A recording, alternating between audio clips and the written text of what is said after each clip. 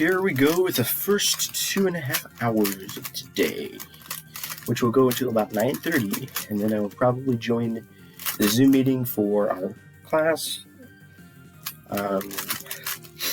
Maybe if I can ask some questions.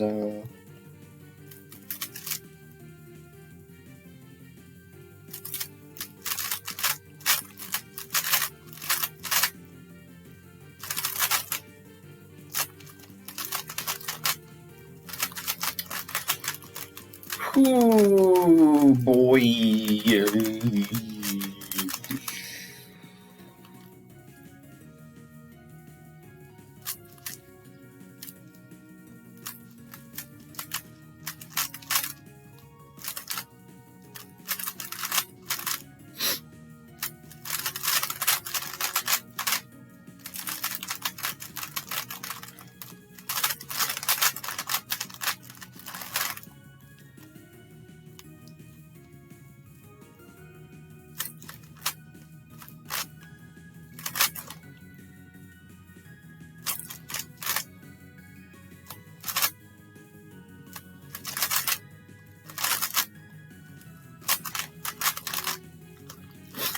Alright. I don't know why, but my cube actually feels pretty good. Yesterday it wasn't feeling all that good.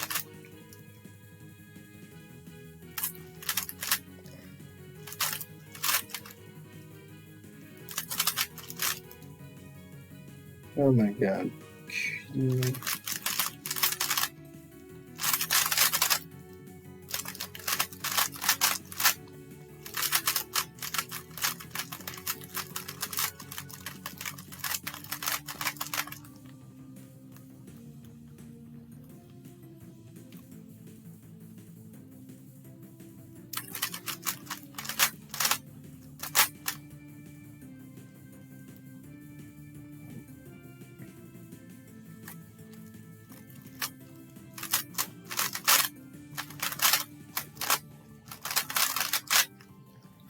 Can I get a good grade on this test? Can I get a good grade on this test? Can I get a good grade on this test? Can I get a good grade on this test? Can I get a good grade?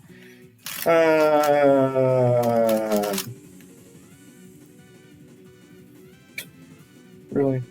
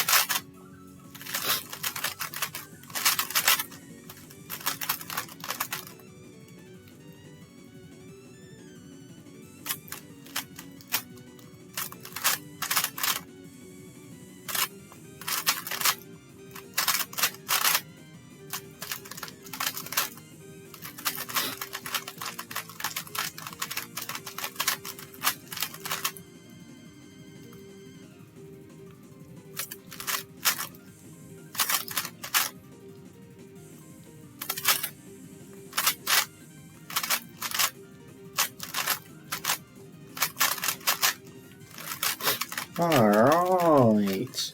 Alright. Stop it. Stop it. Stop it.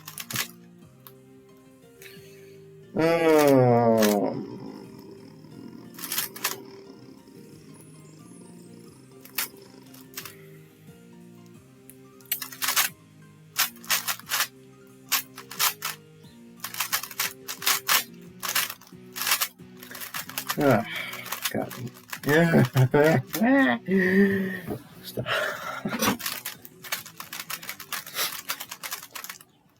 I have 4 bottles of water on my desk.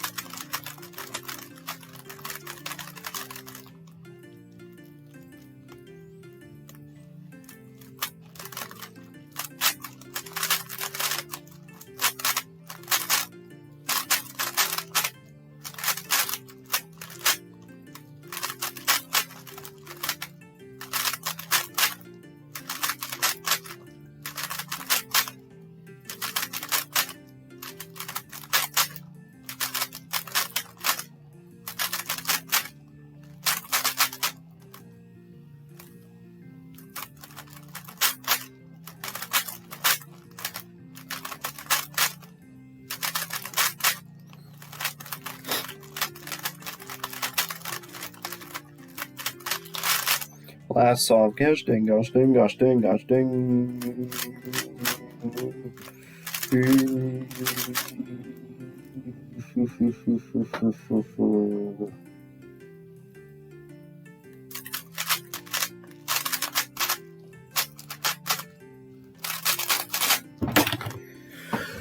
Oh.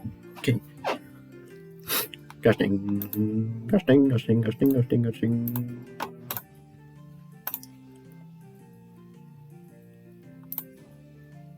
No, stupid.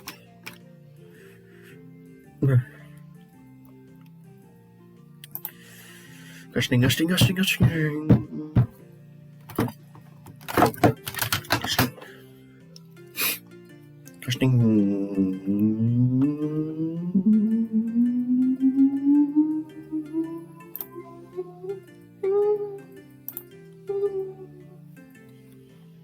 We have to do. Dude, we barely covered business valuation. We didn't even do any problems, did we? Did we go over this problem? What? No, dude. Why? Why is there 9 pages? What is this bullcrap? What the crap? Dude, don't tell me we have a test question about all this stuff. Don't tell me we have that. Please. Don't. Don't. No. No, we're not having a test question on those.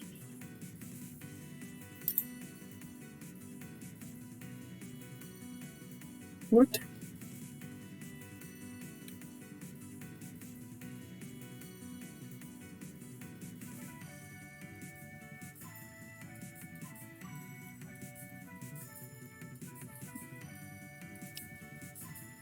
I thought it was going to be like some questions and then like the answers to the questions, and I decided, come on, what is this?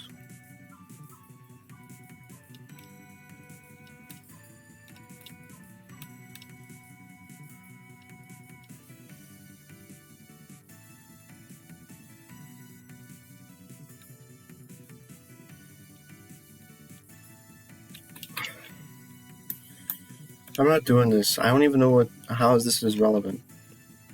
I don't know what if any of this stuff is going to be on the test, we didn't go over this thing in class. I have no idea what this is. I'm just going to not study it. Sorry.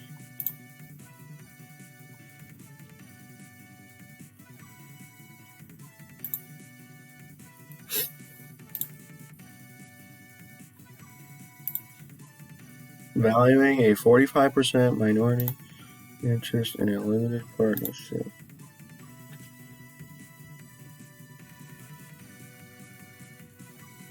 What the heck is this? What are we doing here? What's the thing?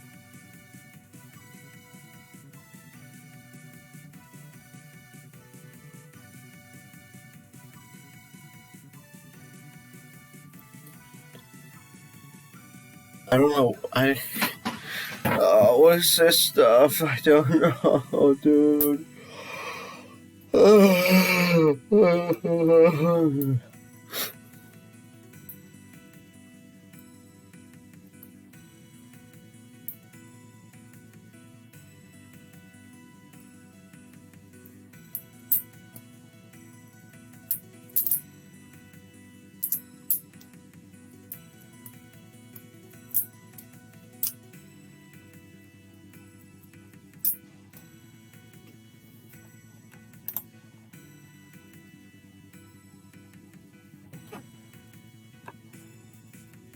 Oh, I didn't scroll up. Fail. Real estate plus this, which is all this, I would assume, right? All of this adds up to this. We have this plus this equals this. We have real estate, marketable securities.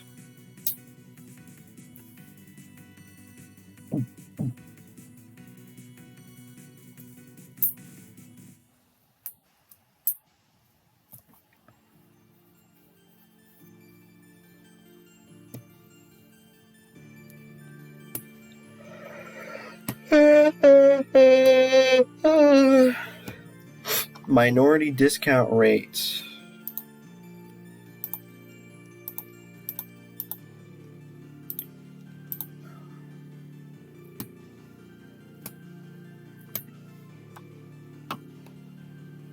I don't know why there's rates. Do they give you those rates?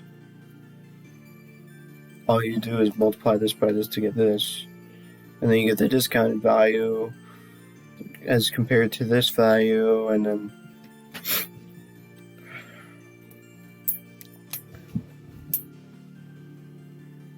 what the heck? This one is D8 plus D16. This plus this. So after multiplying by all those rates, you end up with this amount. And then for total assets, and then what is this? F8 plus F16. Where did you get this from? B8 minus D8. This minus this. So basically these amounts here are the things that you need to subtract from these things to get this. This minus this. This minus this. Then we get this, and then we have this. Discounted value. Weighted average minority discount. So D17 divided by B17. This divided by this.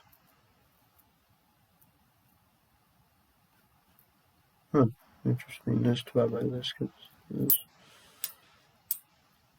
And then 45% of the discounted value is this.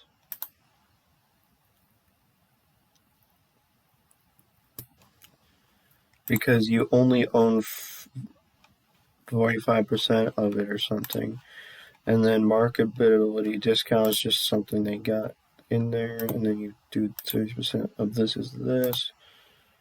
And then you subtract this from this to get this. Discounted value of 45. So I understand how you did all this stuff. I guess, I think what they would do if this was a question on the test is they would make you do the rates. Maybe they would even give you this stuff, but maybe possibly you would have to calculate this stuff yourself, and then calculate this, and then calculate weighted average. I don't know why you need the weighted average. That doesn't do anything. Right?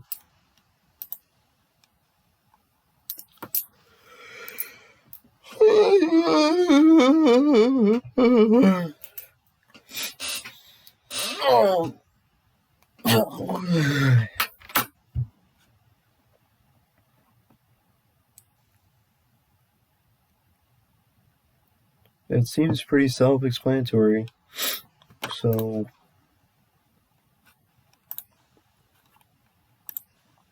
dang it.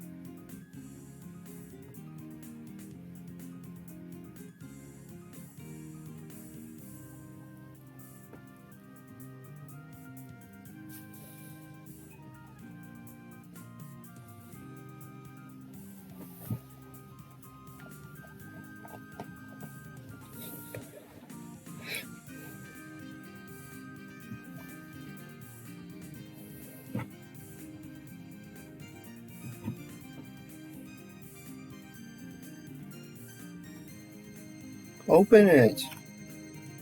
Open it. Why did it just now open? Case 6-1. Right? Right. This should be pretty straightforward. So, LIFO and FIFO. Okay. Look at the textbook. And my pieces of paper and stuff. Here it is.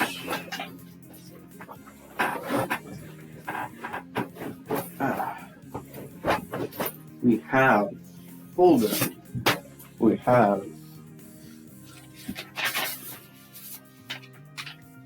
where's the last piece of scratch paper? Yeah. This piece of paper I was just writing questions and I ultimately just typed it into a Word document. So I'll use that as my scratch paper. So, we have there's the text bar. And this is from chapter 6. Wow, fun. Ow, my pinky. Okay.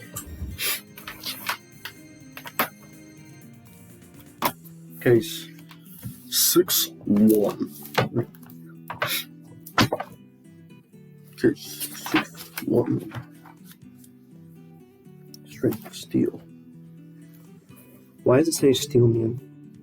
It gives us a balance sheet. Ooh, fun. And they gave us notes to the consolidated financial statements.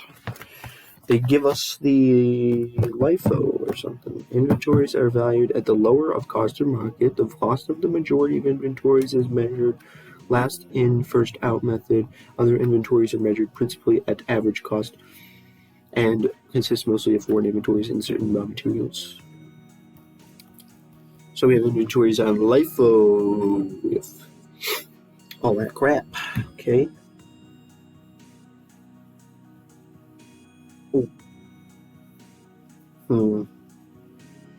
Adjustment. They literally make an adjustment. It's so freaking stupid. They literally go to lengths to report stuff in LIFO just to avoid paying certain taxes. Like, seriously? Come on. They literally have an entry called adjustment to state inventories at LIFO value. Oh, man. And then they got that, other inventories, total inventories, liquidation of LIFO layers, generated income.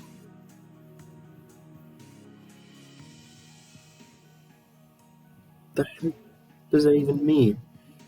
All right.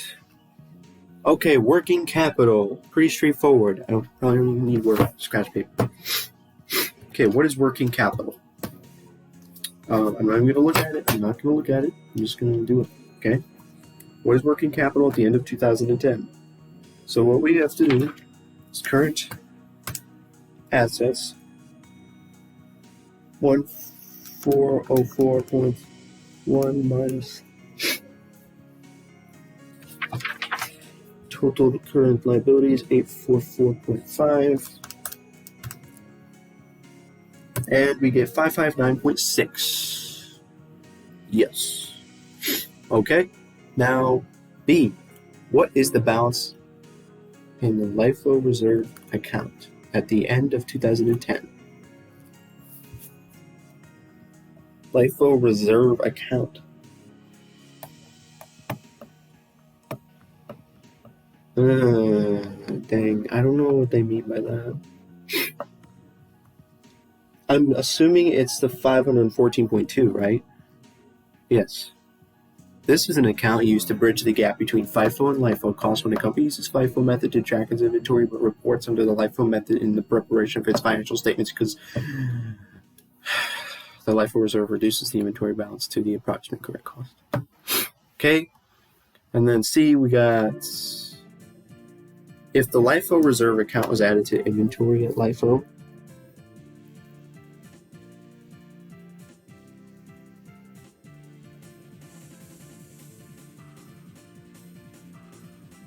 what the heck? What did I say is the answer? What? Wait a minute. 448. So what they do is add the total inventory number that they came up with, and then they add the stinking LIFO number again. That doesn't make any sense. That makes no sense. What? It says it's more realistic? They say this is a more realistic number because it approximates current replacement costs. Okay. Okay then. The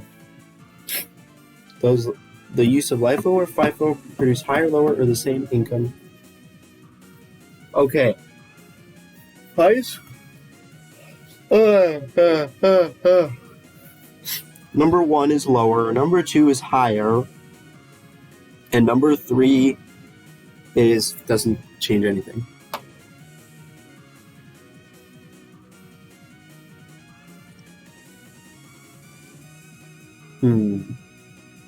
Price increases constant. If they remain constant, same profit. They don't say anything about the taxes. Funny. Hilarious. Okay, E. Does the use of LIFO or FIFO produce higher, lower, or same amount of cash flow? Okay, so here's the thing. Price increases, more cash flow. Price decreases, lower cash flow? Let's see what they say. Pre-tax and after-tax. Let's do that. Pre-tax. No change. Right? God dang, let me just see. Pre-tax, no difference. That's what I thought. That's what I messed up on the last test. I said no change, but I forgot that if you have lower taxes, you will actually have less cash flow. Okay. Price increase, pre-tax, no difference. After tax, because of lower income, there will be less tax, resulting in higher cash flow. Good job, companies. Price decrease, pre-tax, no difference. After tax, you will have more tax and lower cash flow. Hey, easy. Easy. There was no answers for A, F, and G, really? Okay. 8-10. Okay, well, I'll skip it all the way to chapter 8. Problem 8-10. Problem 8-10. Estimate inventory loss. And if the industry average gross profit was 50%. Okay, God. We did this in class, I think. I'm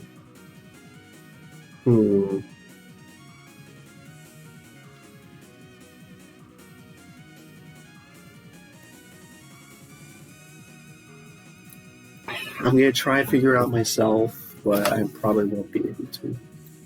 God damn.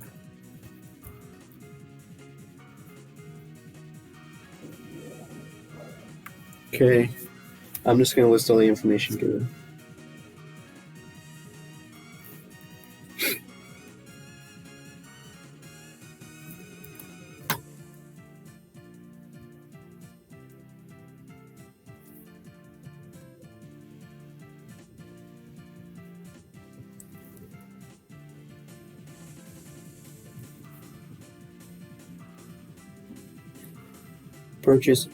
Purchases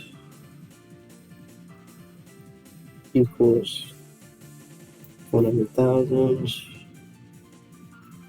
Credit and cash sales, both credit and cash sales equals 120,000. Gross profit margin.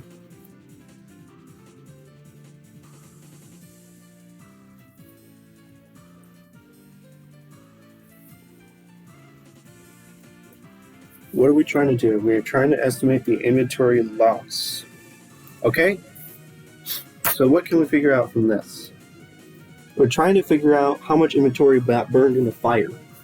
So how much inventory is missing from the amount that should be here?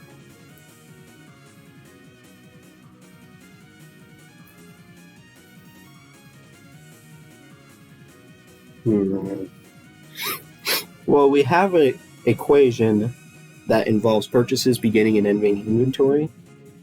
So basically, the purchases plus ending inventory. Here's the equation that we know. So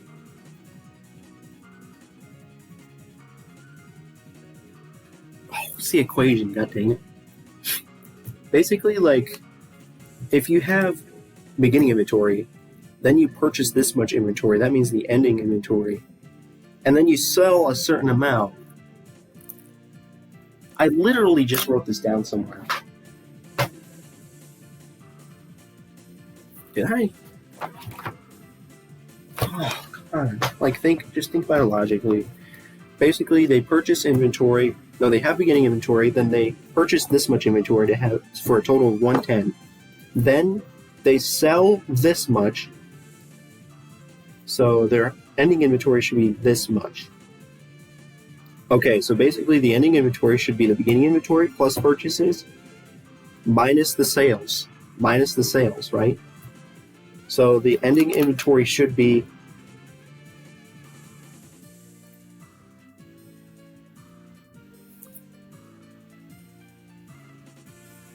why am I getting this is weird.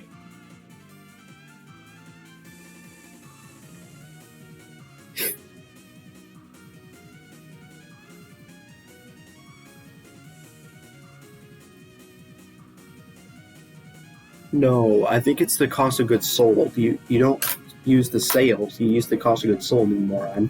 Alright, first of all, we need to calculate cost of goods sold. We know how to do that because it's 40 gross profit is 40% of sales. So we can calculate the number of gross profit. Gross profit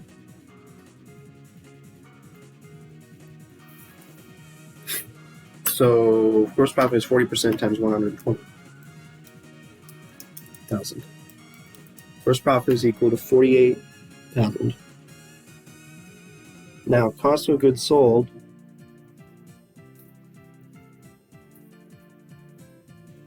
is equal to 120,000 minus 48,000, 72,000. So now we have a thing.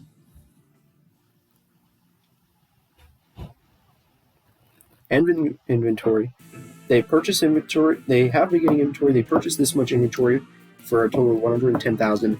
Then they sell inventory. So you have to subtract the cost of goods sold to get the ending inventory, right? So, like you have 110, and then you sold. The cost of the goods sold is 72,000. Subtract 72,000, and the ending inventory should be 38,000. But here's the thing: shouldn't they have told you the ending inventory so that you could determine how much inventory you lost? Wait a minute.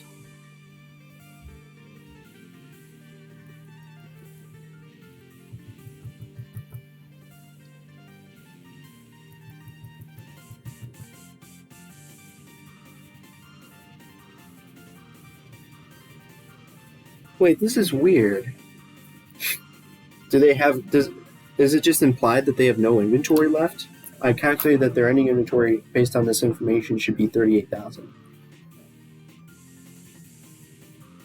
Maybe it assumes that since there's a fire, they literally lost all of their inventory.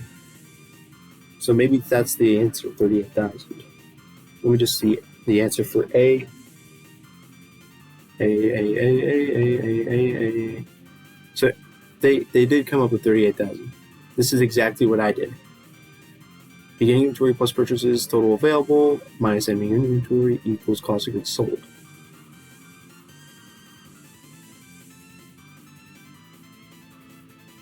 So the ending inventory equals this minus this equals this. That's exactly what I did. So I was able to figure it out all by myself. Funny. Okay. So basically they lost 38,000 inventory. Because I guess the question, they should have told you straight up, there is literally nothing left. The fire burned everything. But they just assumed that you knew that. That's stupid. Anyways. Now what? We have to do part B. God dang it. What's part B? If the industry average gross profit was this, why might the insurance company be leery of the estimated loss?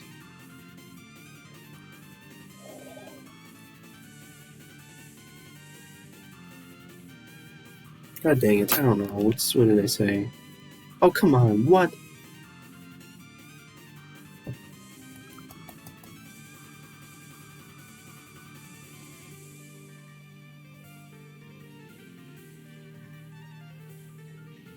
If gross profit was higher, the loss would be higher because the ending inventory would be estimated at this and this and this. This is the weirdest answer to a question ever.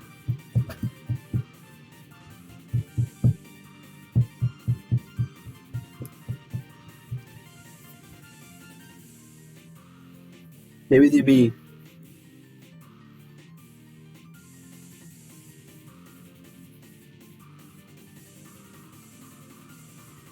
This is such a terribly worded question, dude. They just assume that you're supposed to do the analysis with the 50%. And then, oh wow, they would have lost more inventory, so they would get more money back from the insurance company.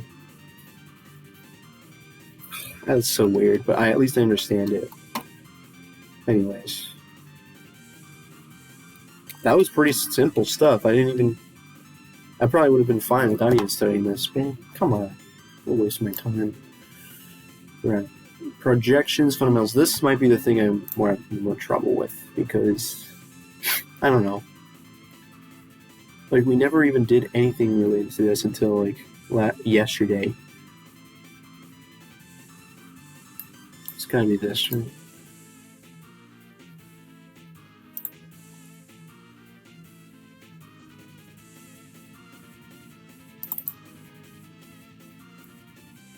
Are these from the textbook? Or are they just his own problems he made up? Because I don't remember doing any of these types of problems at all.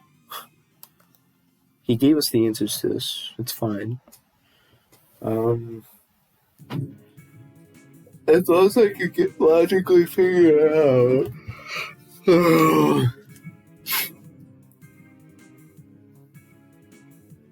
What is the inventory turnover ratio? Well, that's pretty simple. As long as I know the ratio. Okay, fine, whatever, I'll do the question. Jeez.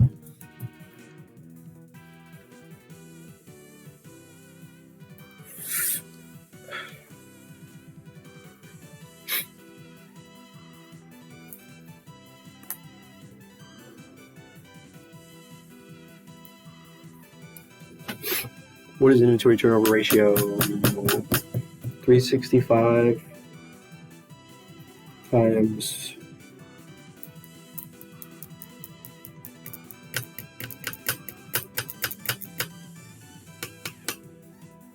average inventory divided by cost of goods sold. Please tell me that's how you do it. Jeez. Please. Please. Alright, what's average inventory?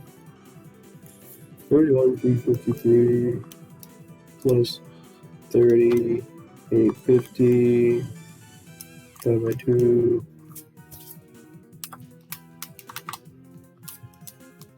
What is cost of goods sold? Negative. Well, yeah, it's 104,090. So the answer should be that.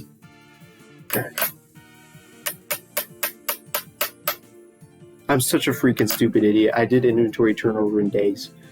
I didn't even read the question closely enough. Okay, whatever. Inventory turnover is cost of goods sold divided by average inventory.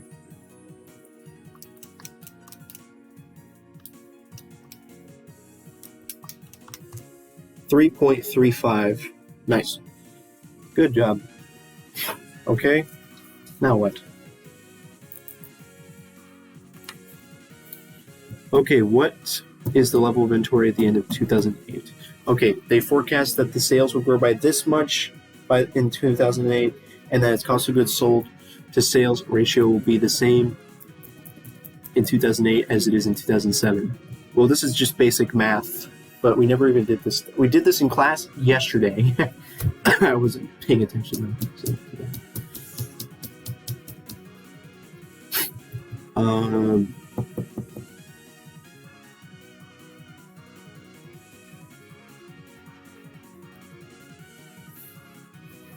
Do you have to calculate what the sales is to figure out this question? The level of inventory. Well, which equations do you need to know to be able to solve the level of inventory? They better not have given me too much information. But anyways, I guess I'll calculate what the sales will be. So sales will equal 1.25 times the current level of sales. So 125,410. So this will be the sales. Sales equals to 156,762.5. Then what? Cost of goods to sales ratio will be the same in 2008 as it is in 2007. So the cost of goods to sales, so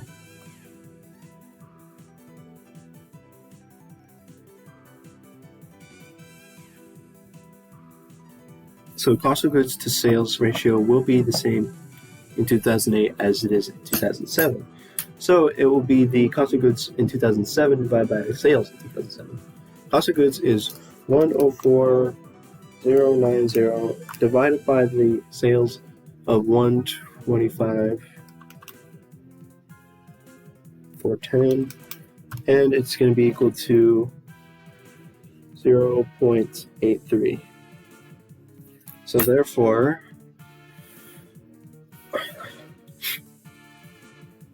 we have everything we need.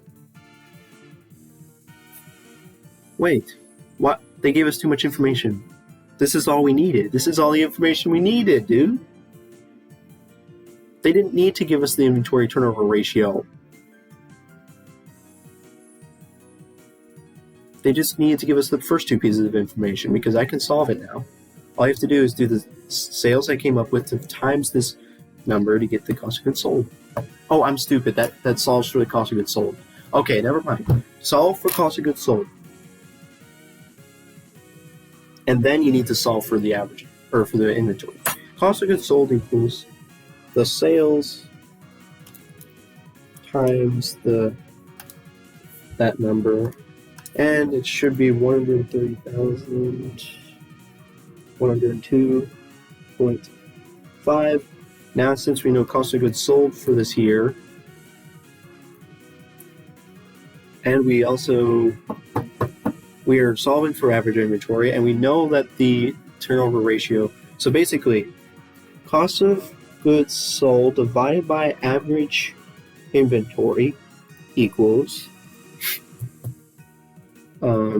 they gave us the number 4.5. We know the cost of goods sold. We need to solve for average inventory. And this won't even be the final answer because we need the actual inventory, not the average inventory. God dang it. So AI equals CGS divided by 4.5.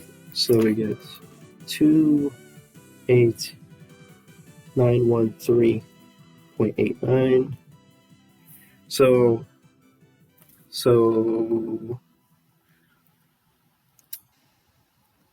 beginning inventory plus ending inventory divided by 2 equals average inventory. Which of these numbers do we not know? We're looking for the ending. We know the average inventory. We know the beginning inventory. We don't know the ending inventory.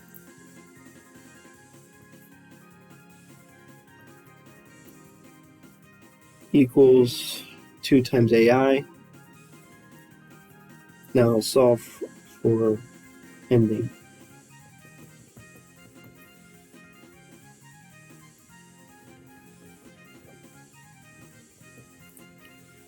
Okay, so what's the average inventory? The average inventory is 28,000 blah blah blah blah. Times 2, then divided by the beginning inventory. The beginning inventory is 2007 inventory, which is 31,353, and the answer is going to be 1. Wait, what? What? Hello? Why'd I get that number? What did I do wrong?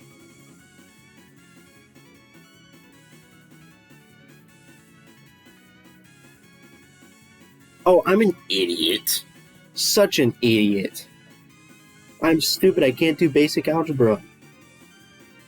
2AI minus BI, not divided by BI, you moron. Oh my god. 2 times this minus beginning inventory. There, finally. 26,474.78. Finally, that took 5 years. Of course they got a different answer. I bet they didn't round anything. I got similar but not quite the same answer. I might redo every calculation without rounding anything, like only rounding to 2 decimal places. But I'm not going to bother doing that, because my answer was relatively closer to this one, so... God. How many questions are there on here anyways? 5. Okay, we're done with 2 out of 5. So I seem to get the idea of this.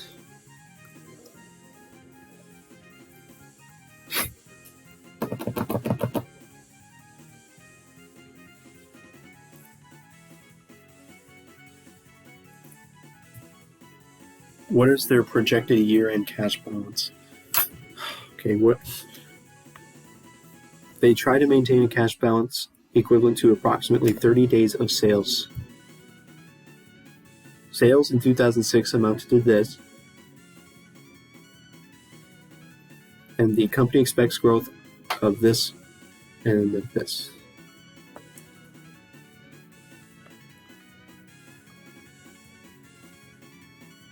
Hold on a sec.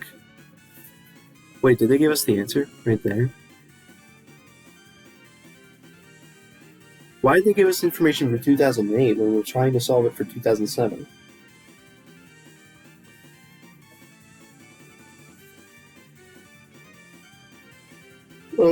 Should be pretty straightforward.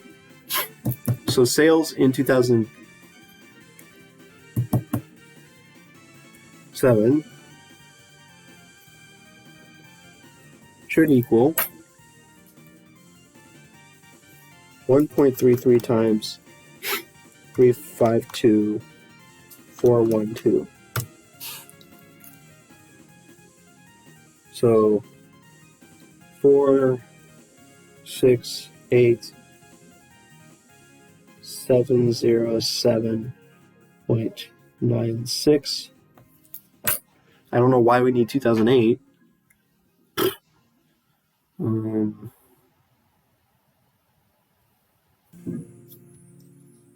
So what is their projected year-end cash balance? So they want their cash balance to be about 30 days of sales. This is 365 days of sales, right? Is that what they're assuming? That better be what they're assuming. If this is 365 days of sales, then the number of sales that we're trying to get, X, is equal to 30. So 30 days of sales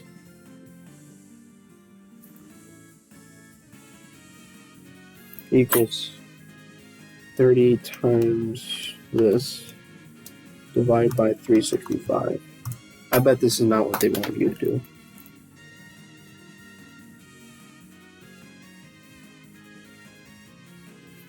But let's see if that's the answer. It is the answer. Nice. Did they show? Dude, they literally... Oh, they want you to calculate 2008 for the next year. Well, that should be easy to do then. All you have to do, say what's 2008 sales. This number, and 468, blah, blah, blah, times 1.4. And you get 656,191.144. And then do the same exact thing, multiply it by 30, and then divide it by 365. And the answer should be 53,933, blah, blah, blah. Wait, hold on a second. They weren't even asking for this number, but I did get this number. 656,191. Oh my God. I just did all this. I just did the entire rest of the worksheet on accident. That's hilarious. That's so simple. So what do? Let's see how they do it. They have annual sales for every year. Average sales per day. It's interesting. They did it differently than I did. So they calculate average sales per day as sales divided by 365. And then they multiply it by 30 to get that. So they divide it by 365 and then multiply it by 30. I did the exact same thing, except I did it in reverse order. Nice. Wow, that was easy. Again, I probably didn't need to study that. Could have easily done that on the test without studying. Man.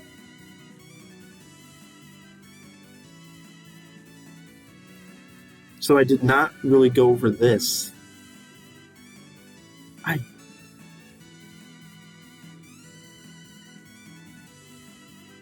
Oh my God, do we need to study this thing? Do we need to study it? That's the real question.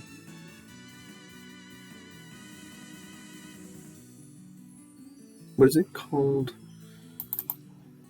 Like, do we need this? I'm almost certain we did go over it in class. I'm almost certain of it.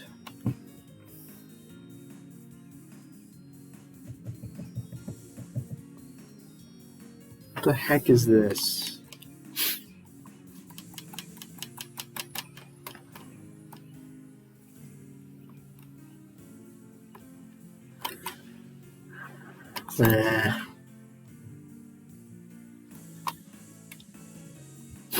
So interestingly enough, we've gone through every single announcement. Wow. That's pretty interesting.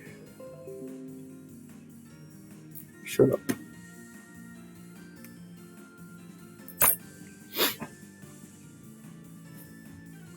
Huh.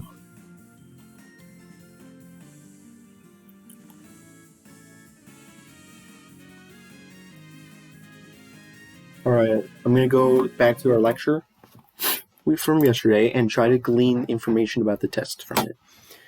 Oh, why didn't you just take notes during the class yesterday?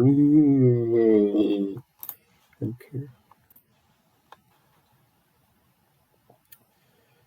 I don't know if I need the actual video, but whatever. Here's the video. When was this?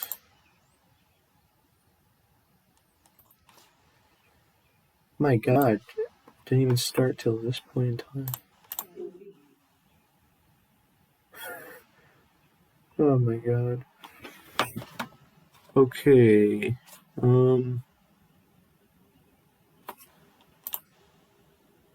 Company about Let's go. Let's see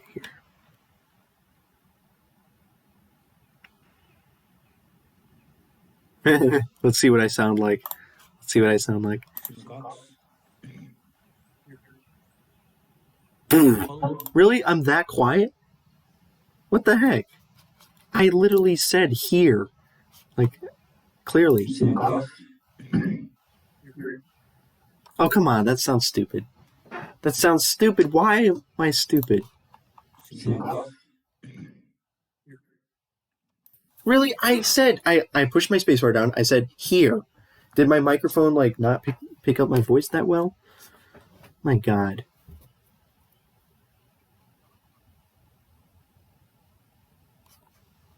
Come on, dude. Dude. Okay.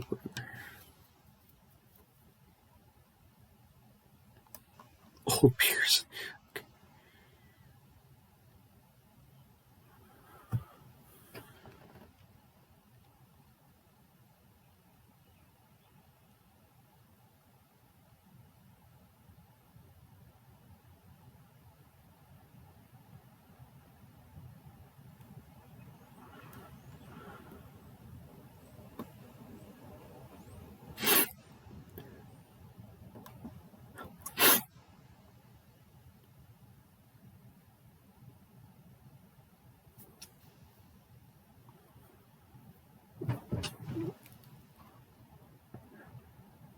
Wait, he said the part 2 is going to only be 1 hour? Wait. If I start part 2, after part 1, which will be for 1 hour, part 1 will be closed book. And I'm just going to test your general knowledge, how much is retention, how much you got, the basic knowledge that you're supposed to have all the time. It's like in your toolbox, if you are a mechanic, what you always need to have. But then there's some specialized tools you also don't need in each case. So those will be for open book portion. Okay, open book, sometimes may need more time. So that's why I'm allowing you for the open book 1.5. Open book portion, you cannot start until you have submitted the closed book. Open book also, after this time is over, I'll also open it. If you choose, we don't have enough time to do it later in the day. So I will close it, then I'll open it again at 3 until midnight. What? Hold on a second. Close book, okay. Open book, the closed book. Open book also, after this time is over, I'll also open it. If you choose, we don't have enough time to do it later in the day. So I will close it, then I'll open it again at 3 until midnight, and you can choose 1.5 hours anytime you want. Once you start, you have to finish in that sitting. So suppose you feel okay, I'm hard pressed for time. 10 to 11 is fine, but after that I have some other things to do. Get over it by by noon or 12:30 max. What will be the contents? So fraud case I discuss here. Not exactly fraud case, but there's some missing information. Income not disclosed. So that will be one case, similar case. Okay. Second case will be questions about your project. You did work on your company project. So you did work, some of you work on Best Buy. That was your main project. Another group worked on Twitter. Another group worked on Costco. And Candice, which group your company worked? Best Buy. Oh yeah, Best Buy was another one.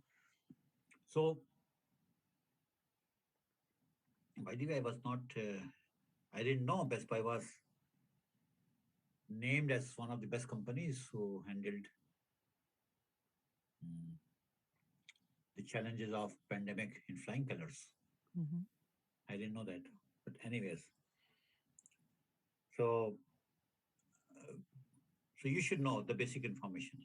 For example, I did not expect you to remember the sales of Best Buy was 17,423,000 something. No, but I can give you the range. The sales of Best Buy was say 30 billion to 35 billion. You know, or net income of the Best Buy or earnings per share of Best Buy, the key things.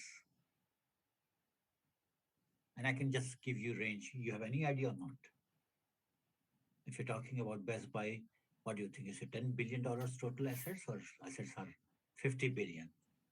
If you spend some time, you should remember it. So you should remember who were the auditors. Was it Light and Touche? Was it, KPMG Pete Marwick, who was the auditor? So I'm just giving you some hints, basic information. Where is the head office? Best Buy is in Minnesota. Costco was somewhere else. Twitter maybe in California somewhere. Okay, so, well, yeah. He didn't say to memorize the specific numbers, but he just said memorize, the general idea of where the number is. Which, I may as well just memorize the number, what did he say again? He said, the sales. Let's see, what did he say? The sales. Was it sales? What? The sales of Best Buy was say. The sales, the net income, earnings per share. Did he say total assets?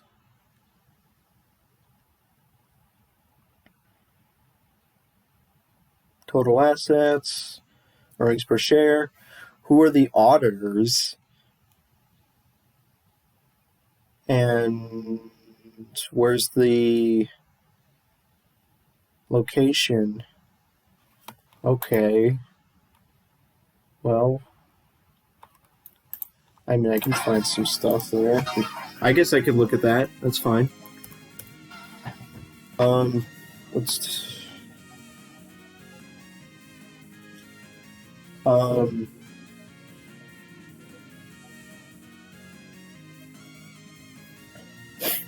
Fine.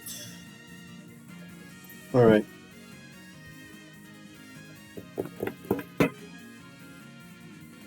Ash.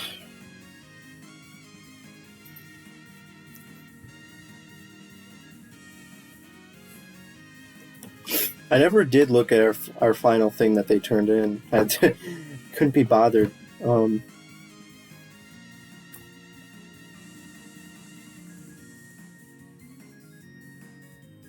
wonder if they added any questions to my list of questions. Man! No, man! Okay, I thought I wasn't gonna work. Oh, come on! Please work. I wanted to look at my list of questions.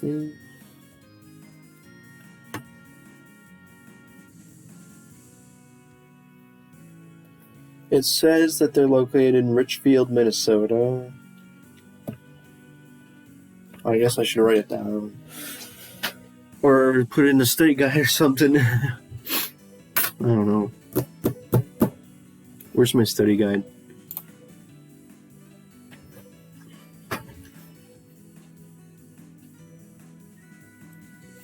Study guide, final exam study guide. Here we go. Best Buy info.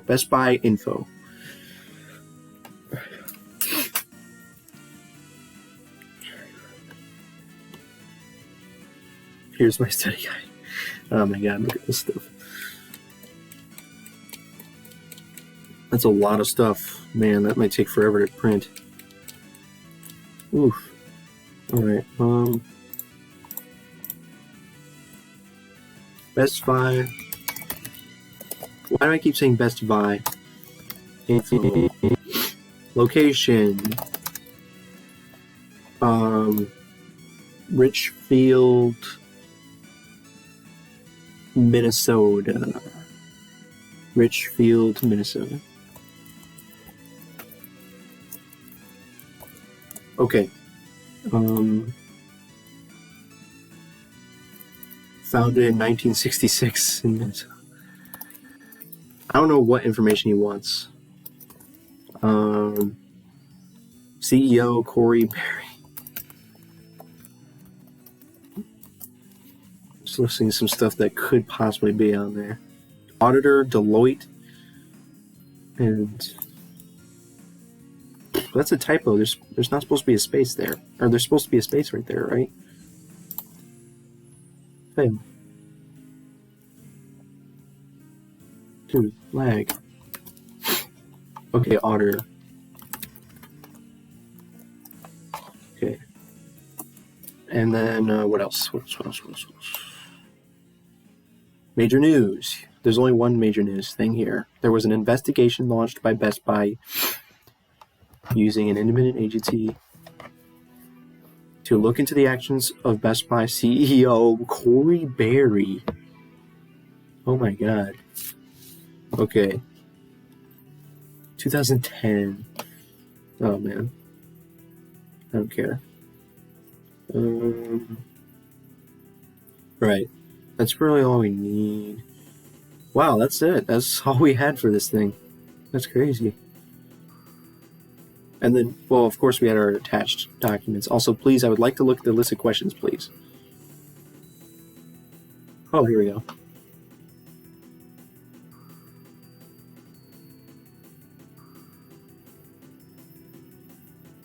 It was still loading. I think they deleted a few of my questions. Did they add any of their own questions? Yeah, they added the accrual method of dividends here.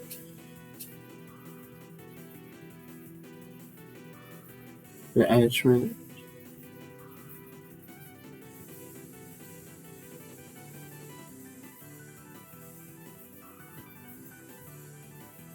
So most of these are my questions. The only questions they added, they modified one of my questions, and then they added this question. Interesting, okay. And then this thing here. So what are we looking for here? We are looking for some key pieces of information from the balance sheet of 2021. I hope he uses 2021 for the test. He better use that. Please. My God. Current assets. Okay, we're going to look at total assets. Total assets.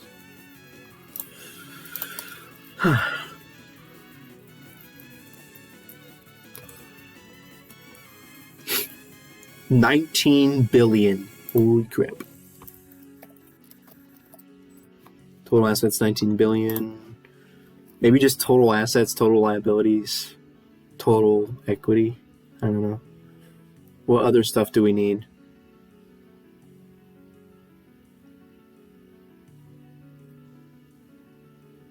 Wait. They didn't put total liability. They didn't even put total liabilities. Fail. The heck? They didn't even put total liabilities here? Hello?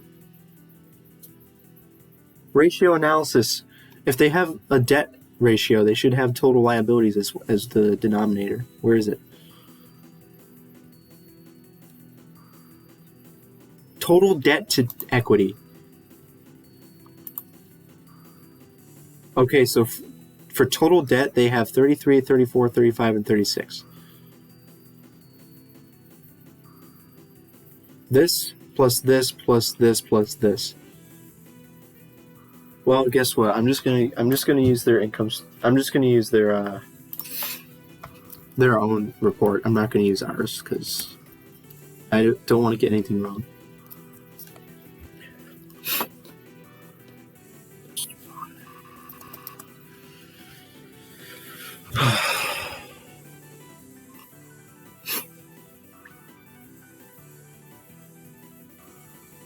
No, that's not what I was looking for, right?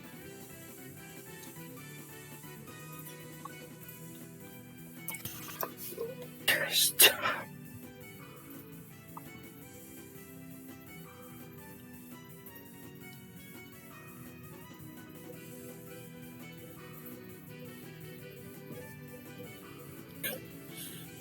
Year ended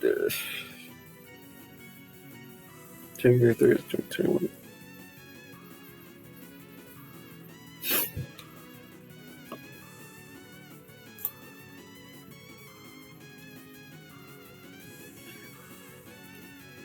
So we have current assets, then we have long-term assets. Do we really need to memorize the current and long-term assets? Blargy.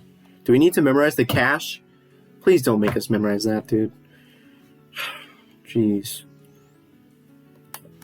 Maybe I should just be safe and do like the cash and then the total current assets. I don't know. Total assets is 19 billion. Total. Oh, they didn't. No wonder they didn't list total liabilities. They. What the heck? They literally didn't list. Dude, what? They listed total current liabilities, and then they have. Watch, he's not even going to have a question about that because they don't list it. Do they want us to list both total?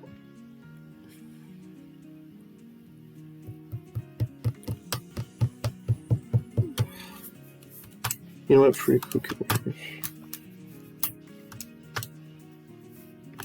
Okay, so their current liabilities is 10 billion, and then they have like 4 more billion in long-term liabilities.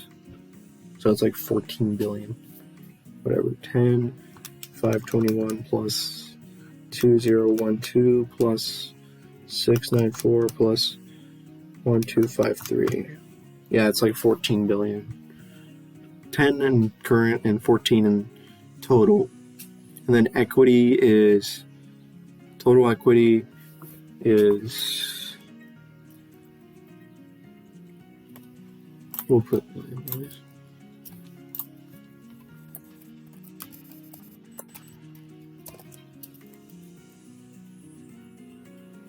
Maybe I'll round up to 15 billion. And then total equity is, total equity is 4.5 billion. And then he said earnings per share. Okay, and then we have total revenue.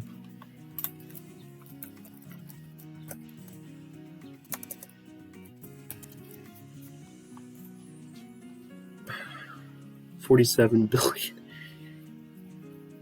47 billion.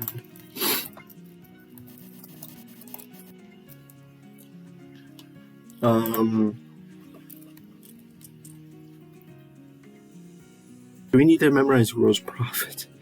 My God. Let's go with net earnings. Net earnings.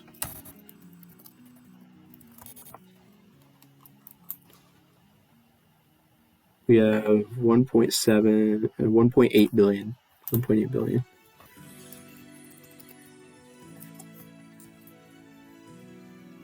And then we have basic and diluted earnings per share.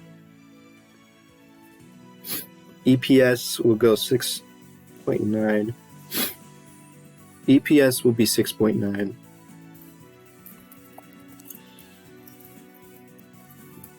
EPS is 6.9. I don't know what other information is needed here.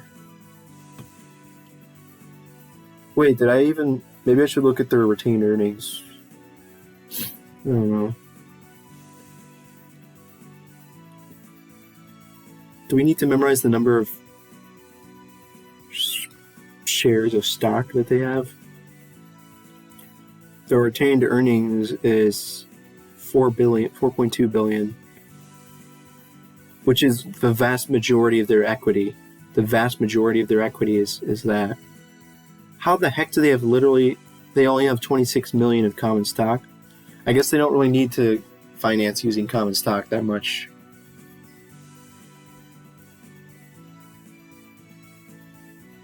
They mostly have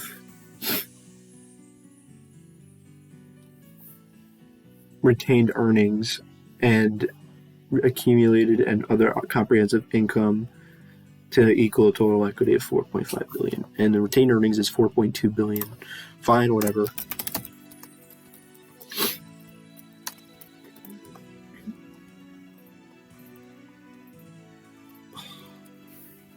So he said, I got everything that he said, right?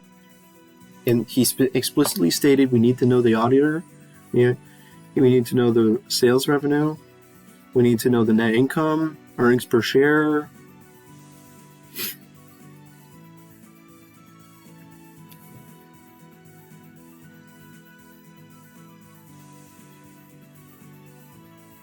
Total assets, auditors, the head office space. Okay. Anything else he could possibly ask related to that? Did they clean up my ratio stuff? They kind of did clean it up a little bit. Not really. Anyways.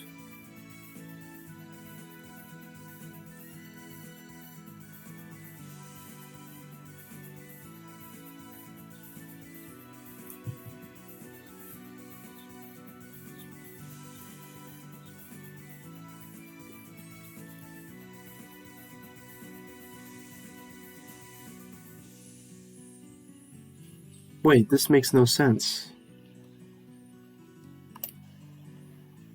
How did the industry average go from 1.1 to 2.59?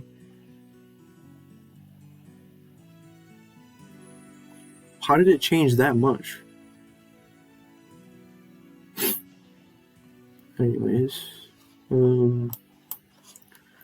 so that's all I'm gonna do. I don't freaking care. That's all the information I'm gonna memorize.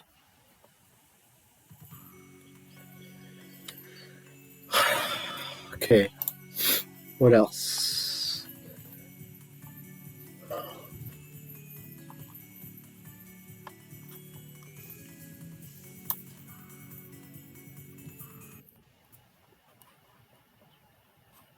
$30 billion to $35 billion.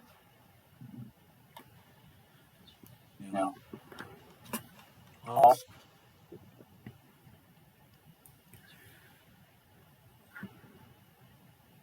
The question, I did that already. The ratios. Oh, yeah, just all ratios. Statement of cash flows. He didn't share that thing about the statement of cash flows. also valuation fundamentals, and then projections, which I posted yesterday. I will just go over it today. It's basic, sales grow by 7%, and cost of goods sold also grow with the same ratio. What will be the amount of gross profit, for example? So those will be the topic for the fund. Divided over 50% or maybe 60% in the class, closed book, and about 40% open book. Paul, do you have a question? So anyways, that's about it. So I might want to go over the business valuation PowerPoint again. Dang it. Like, it'd be nice if I could have that on the study guide too, I guess. Or like some key information from that PowerPoint or something. So I'm gonna look at that. Did I download it?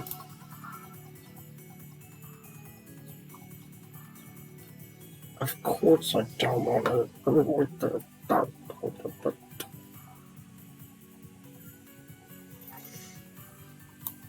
RG. The business valuation, I'm not sure if he's going to have us do like calculations on that. I did look at that one Excel thing, and maybe he'll do something related to that. I don't know.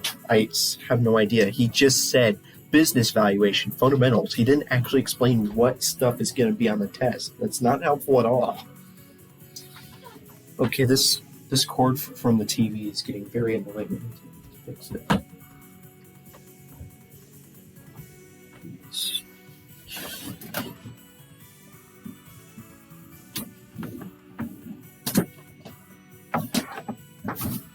Okay.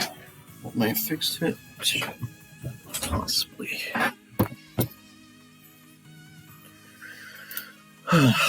So yeah, he still hasn't created our last quiz. Really want to look at the feedback. Anyways.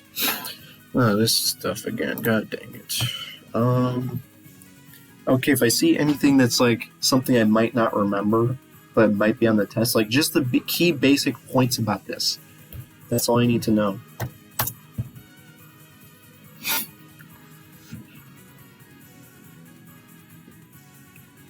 So it seems like there's an asset sale or there's a stock or there's an equity. You're either buying assets or you're buying the equity. If you buy assets and you assume selected liabilities, then it's an asset sale. If you buy shares of stock or a partnership or membership interest, you're buying equity. I know what the intangible assets are.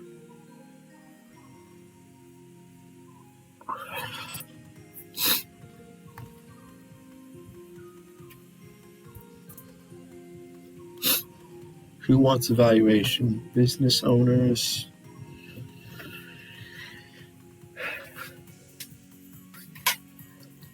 Bankers, tax and estate planners, the IRS, certified financial planners and exit planners, lawyers.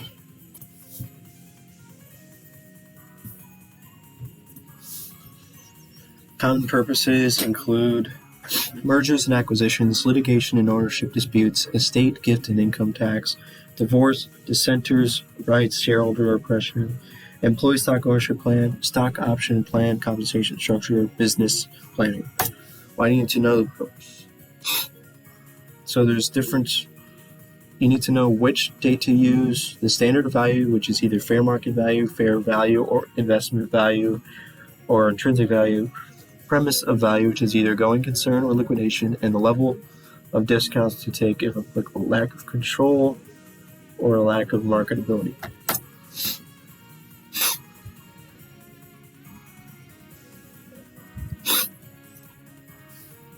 So there's 9 steps of the valuation process. Understand the purpose of the engagement and elements that will impact the conclusion of value. Analyze the company's historical financial information. Determine the need for normalizing adjustments. Gather information about the company or assets. Gather information about the industry and economy. Consider methods to use in valuing a company. Select the most appropriate method and calculate the resulting values. Reconcile the values for those methods selected. Apply discounts and premiums if applicable. Write the report, review a report, ensure compliance with professional standards.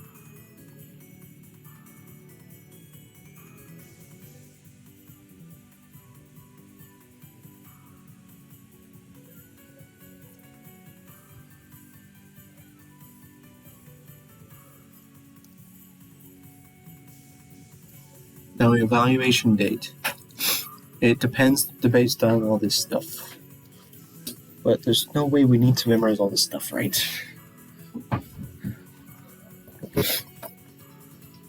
What did I just do?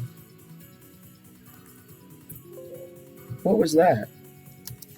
Fair market value. We have investment value and fair value. I don't even get the difference between fair value and fair market value.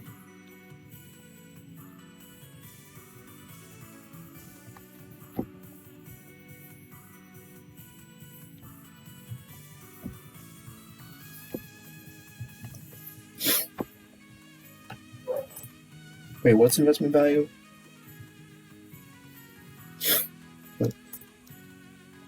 There's premise of value, an assumption regarding the most likely set of circumstances that may be applicable to the subject of valuation. So there's either going concern or liquidation value. Going concern, expected continued operation. Liquidation value, there's either orderly or forced. Financial analysis. Blah, blah, blah, blah.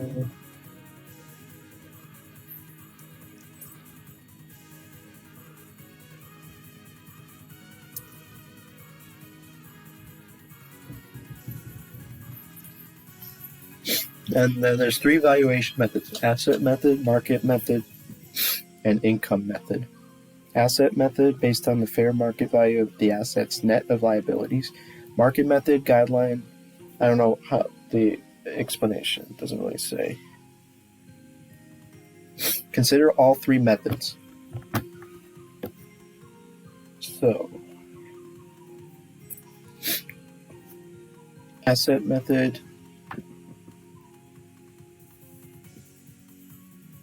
This is most commonly used when the business is an asset-intensive business, like a real estate holding company.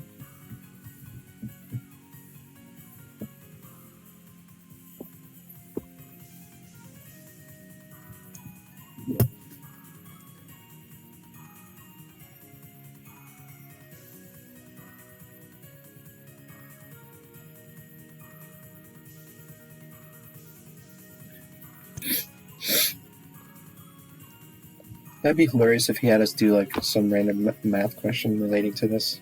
That'd be so funny. The market method. I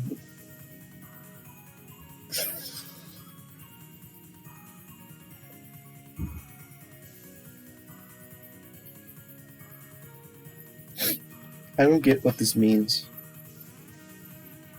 They use price to earnings, price to sales, price to seller's discretionary earnings to derive value of a company. Larger company, comparable companies.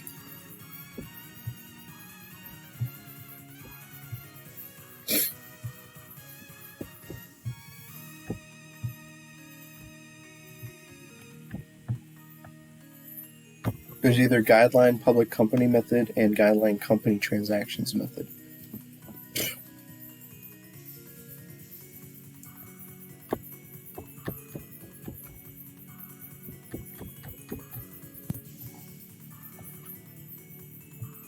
Asset sale versus stock sale.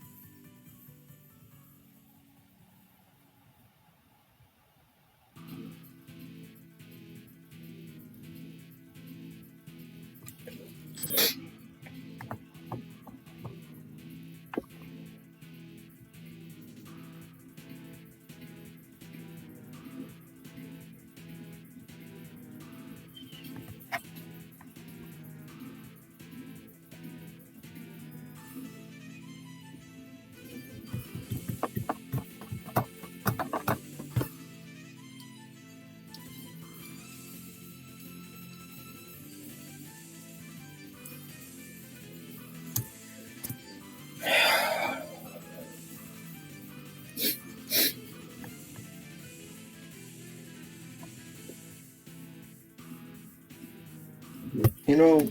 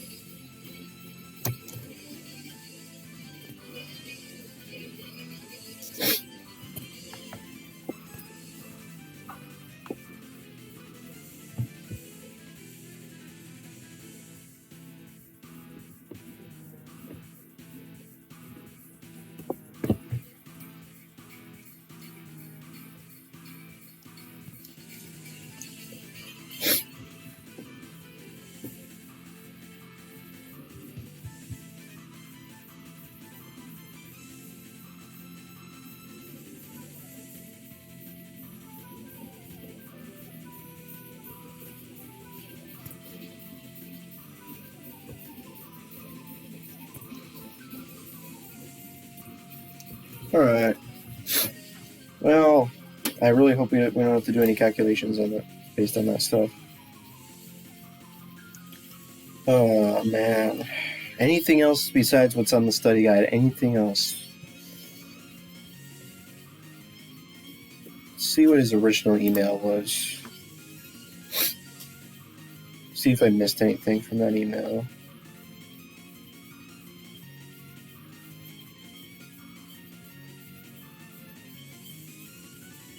Where's the email?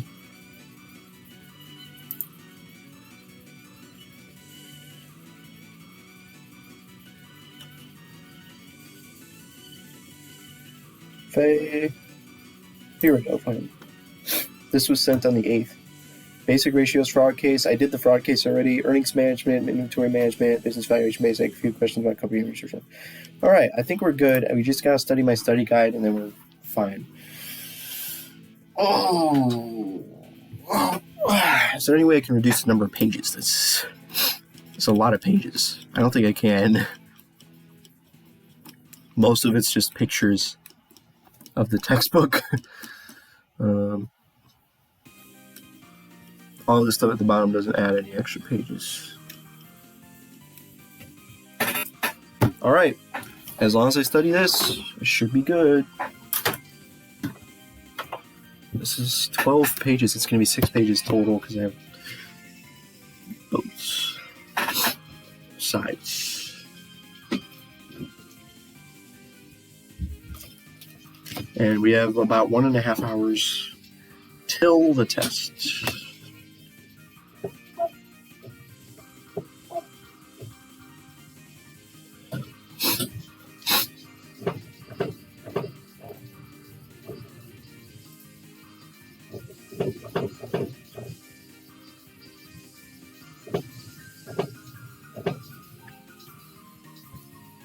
Says it's offline. Come on. It's not offline, dang it. It's not offline.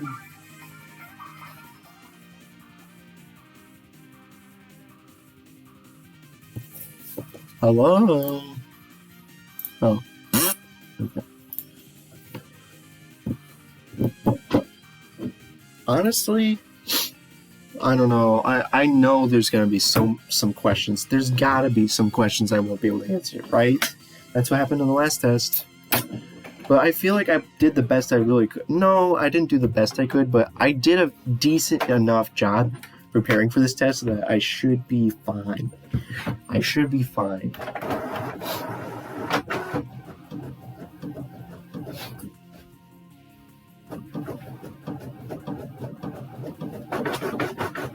I'm gonna go to the bathroom, but that's pooping.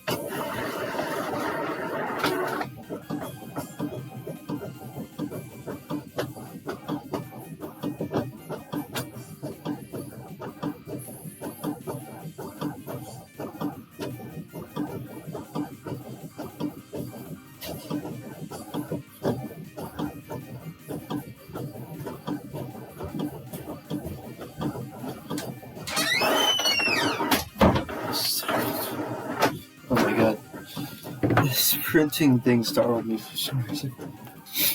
Okay. Oh man.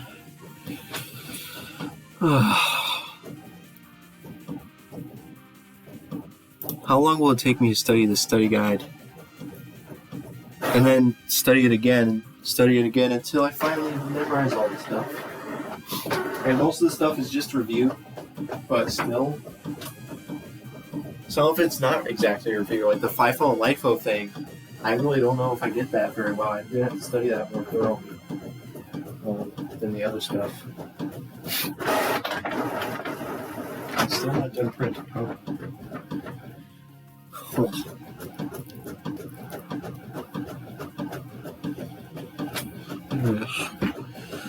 Wait, stop.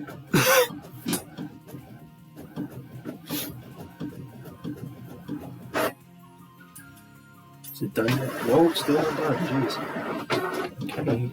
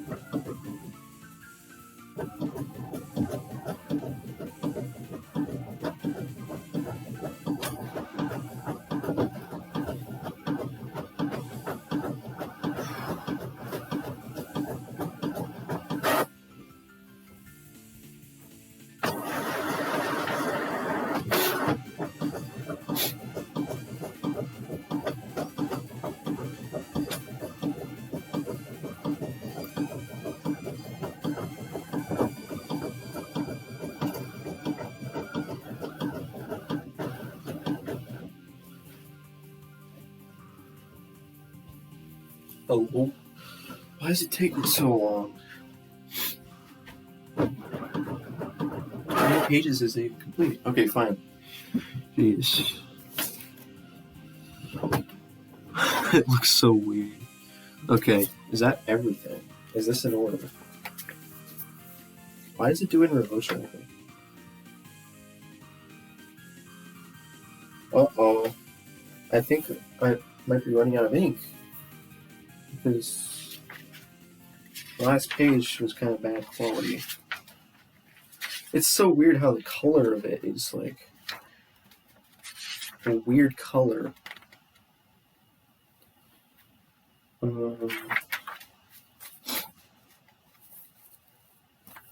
Let's see how much ink does it say I have left. It says there's a decent amount of ink left. Yeah. Well, it's completely legible. So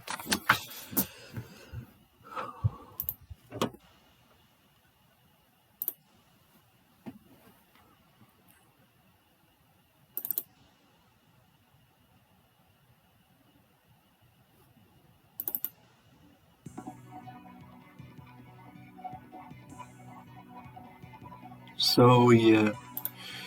I think it's in order.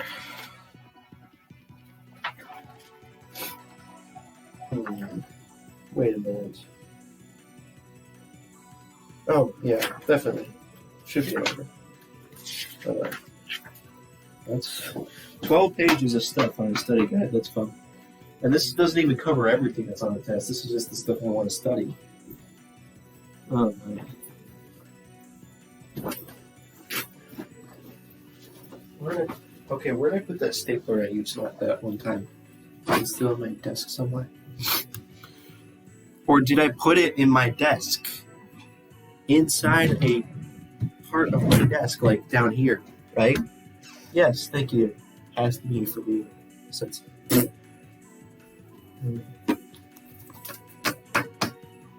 Oh my god, we're so close to done with this. We're so close to done with the college. Oh my gosh. So close to done.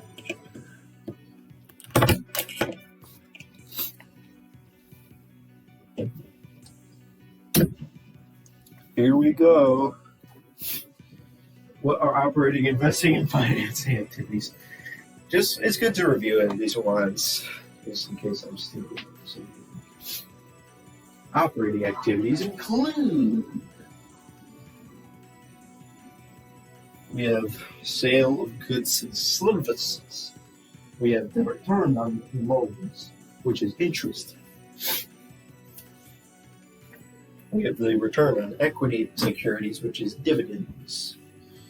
We have payment for the acquisition of inventory, payment to employees, the payment to government and tax, payment of interest expense, and payment to supplier for other expenses. Investing activities, we have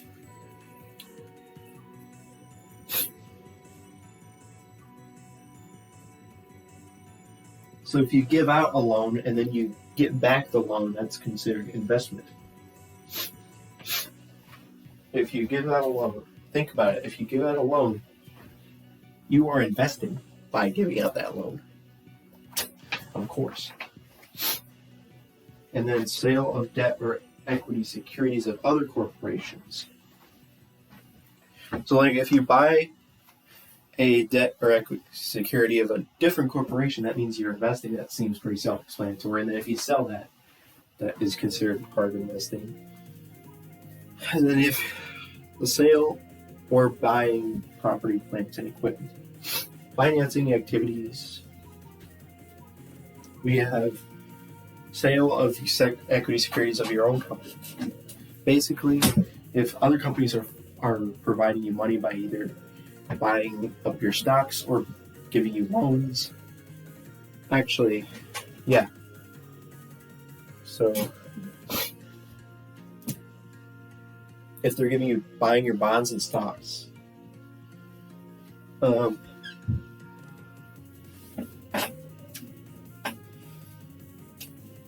if you're getting a loan from a bank, it's financing, right? Sale, equity, security, sale of bonds, mortgages, notes. We have sale. And we have payment of dividends, a payment of a dividend. Because you're paying them, they bought stock in your company and now you're paying them dividends. That's cool.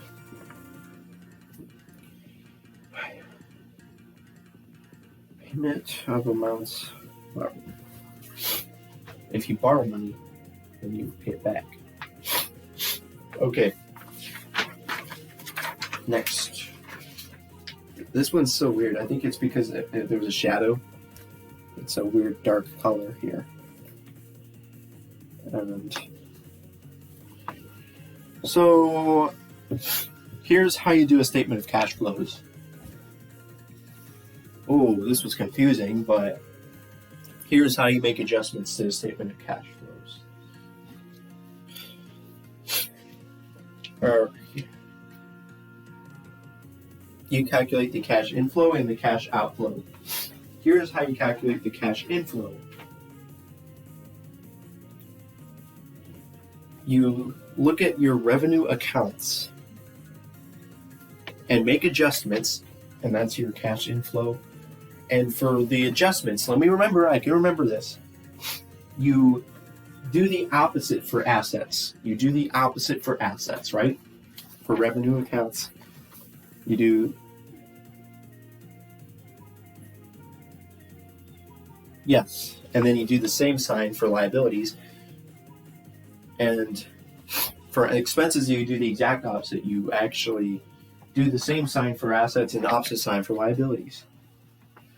And also, there was another thing. And there was another note, but at the same time, you make adjustments relating to the non-asset accounts. You make adjustments to the non-cash flow accounts, like to depreciation, right? So, but I didn't include that in my notes. I probably should have. So anyways, for indirect approach, you have net income as the first thing, non-cash flow items, add expense and deduct revenue, changes in balance sheet accounts related to operations. So first you do the depreciation thingy, then you do the assets and liabilities adjustments, which is to do the opposite sign for assets and the same sign for liabilities. And then you have the gains and losses that are related to investing and financing. You do add losses and deduct to the gains. And then you have net cash provided by operating activities. And there you go. Okay. Now, what are the ratios? The cash flow ratios. I don't know why that's the first one here. But some of the cash flow ratios, they're just literally the name. So we have the operating cash flow. Now, the only problem is how the heck do I determine what a current maturity of long-term debt and current notes payable is? Current maturity of long-term debt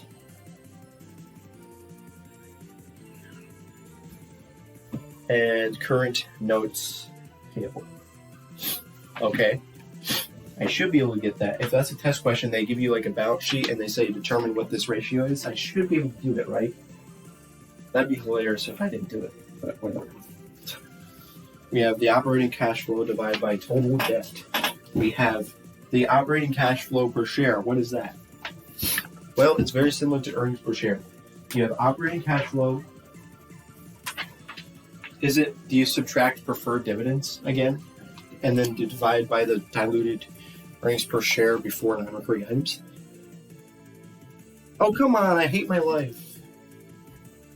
You're literally an idiot. You said it's similar to earnings per share, and then you just put earnings per share in the denominator. Stop being stupid, you idiot. Also, this is similar to earnings per share. You do operating cash flow minus preferred dividends and divided by. I just looked at it. My God, it's the weighted average number of common shares outstanding. Jeez. It diluted. Okay, fine, diluted. Why is it diluted? Is that the same for earnings per share? Where is that?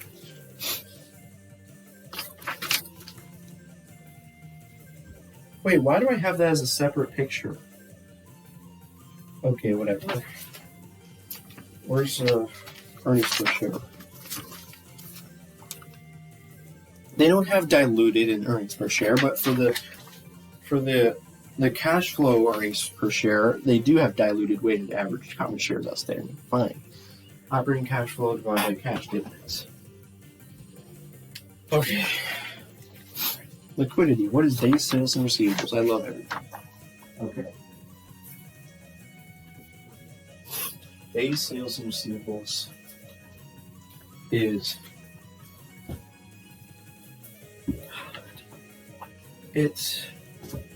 receivables divided by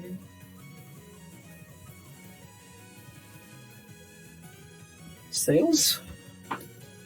It says gross receivables. Remember, the book likes to use gross receivables. The book likes to use gross receivables for this ratio, okay? Divided by net sales, divided by 365. I forgot the 365 because I'm stupid, but yeah. 365 times gross receivables divided by net sales. So,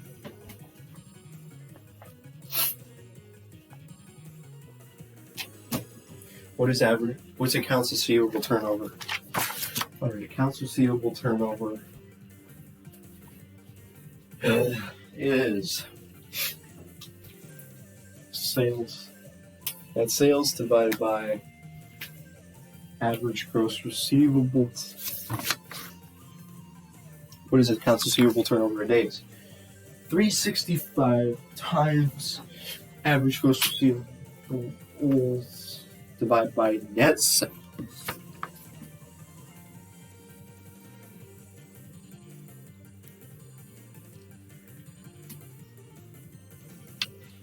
Now, what's days sales and inventory? Jeez. I don't think that our professors can use this stupid textbook definition of it.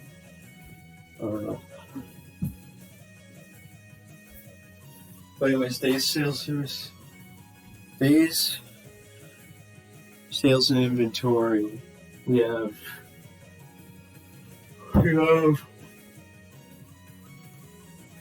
inventory divided by 360. Okay, fine. I'll do the way they do it. Inventory divided by cost of goods sold divided by 365.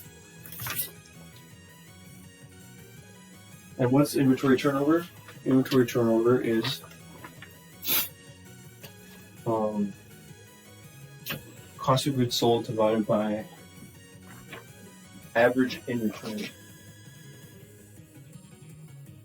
Inventory turnover days is average inventory divided by cost of goods sold divided by 365. What is operating cycle? Operating cycle question. Is it accounts receivable turnover plus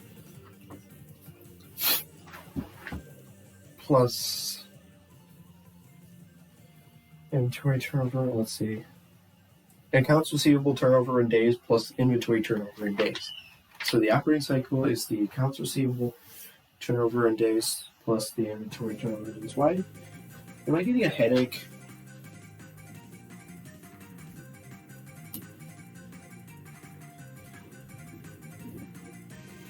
Am I seriously getting a headache right now?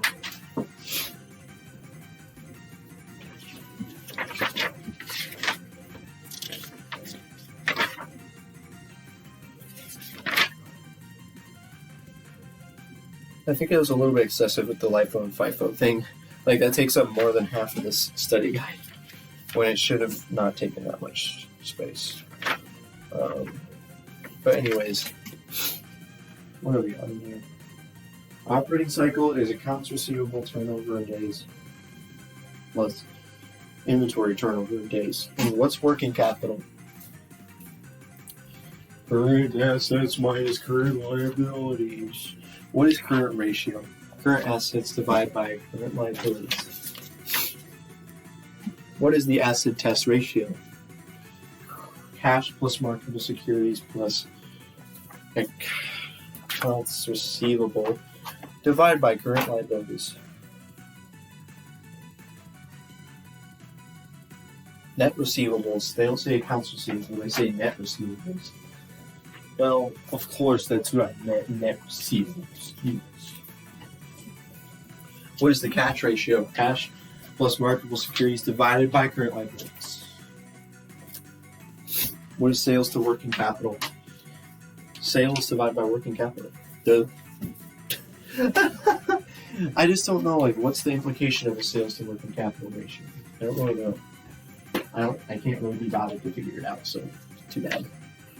What is the formula for operating cash flow? Divided by the current maturities of long-term debt and current notes payment. Oh, you just told me what it was. Nice.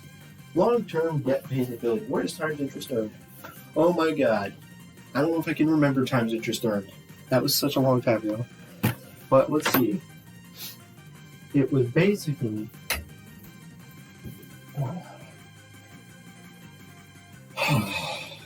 I don't know what order they put it in, but you have net income. So what you have is basically like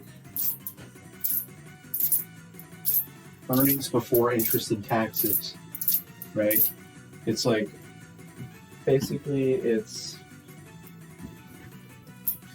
net income before, here's what you say. You say net earnings or net income before interest, taxes, non-recurring items, equity earnings, non-controlling interest. And you divide that by interest expense, including capitalized interest, right? Is that what they say? All right, let's see what it says. My head hurts. I might actually go take some painkiller. Is it literally because my brain is hurting from how much information I'm trying to learn right now? Well, I'm not learning, I'm just reviewing it, but my brain hurts. What? Okay.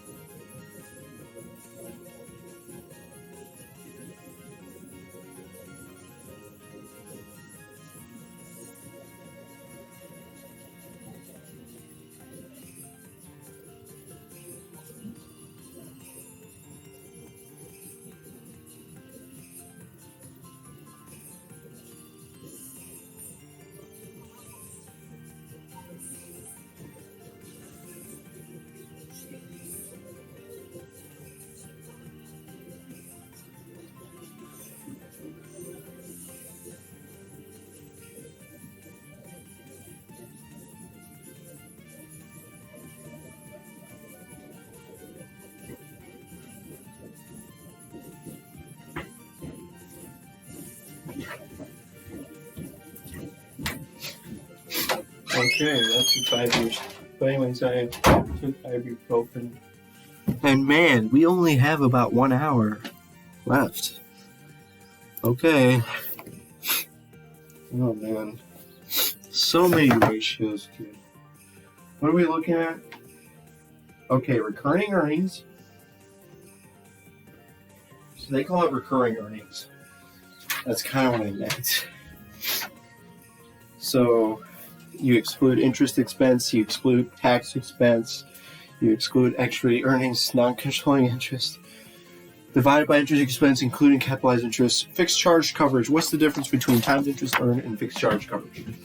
The only difference between them is... God, I forgot what it was. What was it? There was one little difference. I can't remember what it was. God dang it. Okay, fixed charge coverage. What's the difference? We have... You add in the numerator and then denominator. It's the same as times interest earned. The only difference is that you add the interest portion of rentals.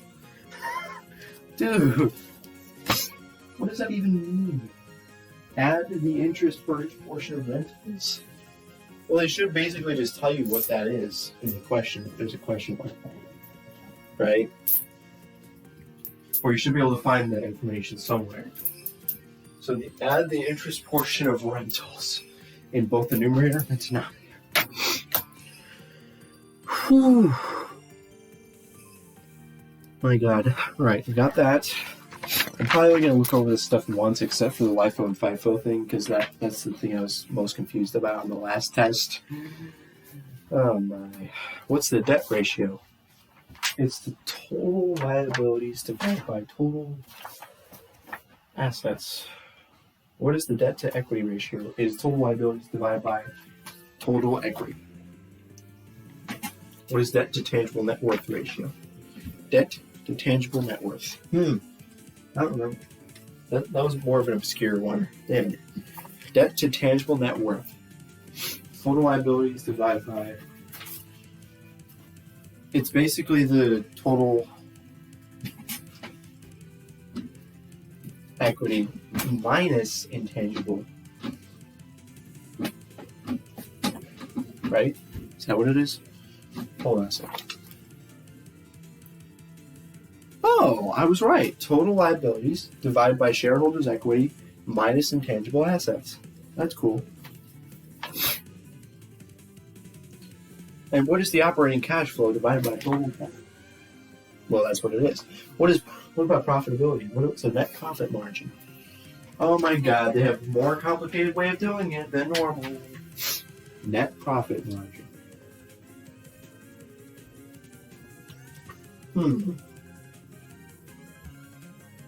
So basically, what's the thing they do not include for? Do they exclude taxes, or do they include taxes? I think they do include it. What they don't include is non-recurring items, right? It's net income before non-recurring items divided by sales revenue, right? So basically, they say net income before non-controlling interest, equity income, and non-recurring items. Oh my God.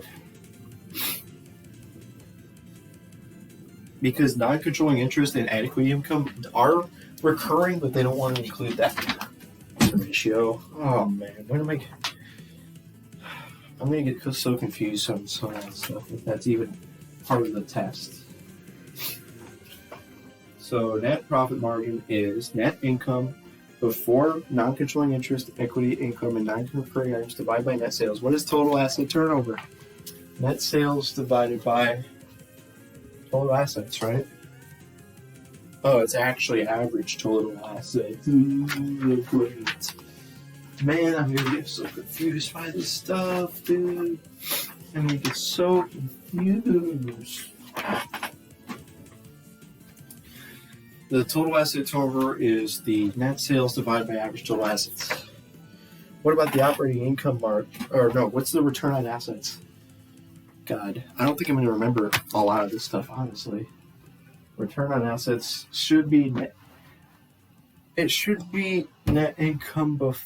for all that bull crap divided by total assets. Wait, that's obvious. Let me just look. Oh my god. For that one, they only include non-controlling interest. They only exclude non-controlling interest and non-recurring items. They do not exclude equity income. Oh, come on. Why is this the most confusing thing on earth? That better not be a part of the test, by the way. Okay. And it's also average total assets again, you moron. What about operating income margin? Well, it's operating income divided by net sales. What's operating asset turnover? It's net sales divided by average operating assets. Obviously. What's return on operating assets? Net income. Return on operating assets. Operating income divided by operating assets. Average operating assets again. God. Stop. Guys, stop. DuPont return on operating assets. The DuPont equation is it's both the operating and the non-operating thing.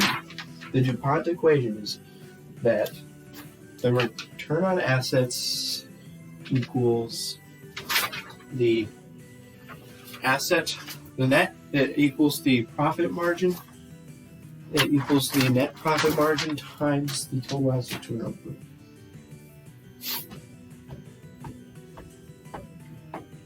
What is sales to fixed assets? Well, isn't that just what it is? Net sales divided by average net fixed assets exclude construction and progress. Oh, this is too much stuff to remember. This is too much.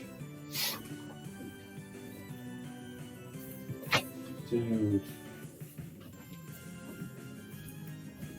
Why do I feel more stressed out now than I did like 10 minutes ago before I even started studying this? I was feeling so good, and then I started looking at my enlisted ratios, and I was like, oh, come on, dude. Man.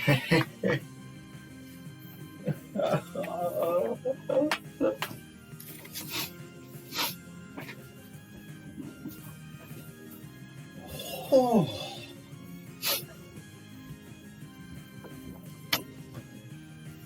Sales to fixed assets is net sales divided by average net fixed assets. Exclude construction in progress. What is the return on investment? This one was so complicated. I cannot remember it at all. I'm just going to look at it, okay? We have net income before non-controlling interest and non-recurring items plus interest expense times 1 minus the tax rate divided by average long-term liabilities plus equity. Oh, man. Oh, my goodness.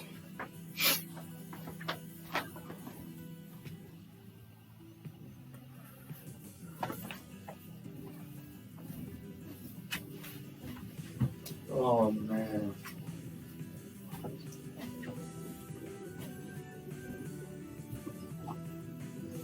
Let's look at that again. We have return on investment equals net income before non-controlling interest and non-recurring items plus the interest expense times 1 minus the tax rate divided by average of long-term liabilities plus equity.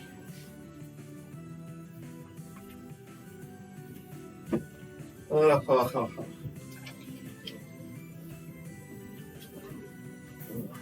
about return on total equity? Isn't it just the net income before blah blah divided by total equity? Average total equity average. Yes. No, you have to subtract. Oh, I don't remember any of this stuff, but honestly, okay, we have to subtract the dividends on redeemable preferred stock. No, there's too much stuff. I can't remember all this stuff. No. Okay, we have return on total equity and return on common equity. Remember those two. For the return on total equity, you subtract, in the numerator, you subtract dividends on redeemable preferred stock. Dividends on redeemable preferred stock. Oh.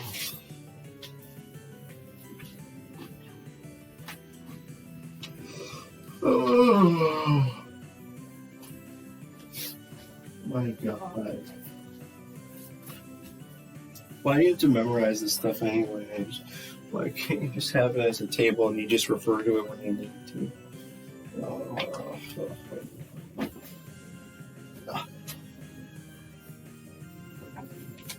And then the return on common equity is negative. And you subtract preferred dividends. Subtract preferred dividends. And then you have average common equity. And also, there was a weird thing about the common equity that I forgot to include on the study guide, right? Dang it. What was it?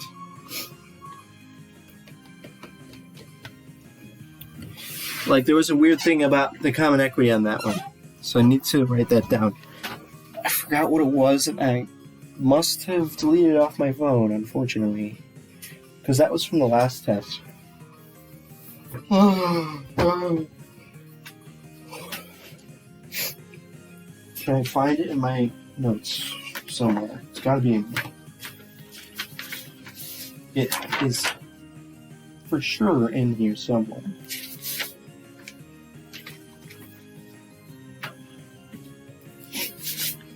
I found it. Here we go. I'll write it down on the study guide. So, common equity.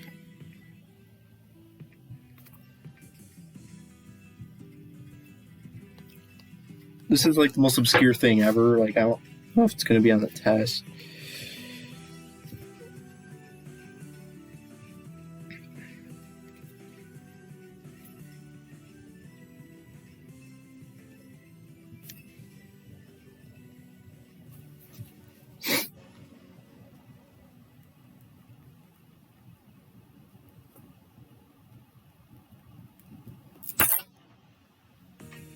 Yeah, but for common equity, couldn't you just literally look at the number for common equity?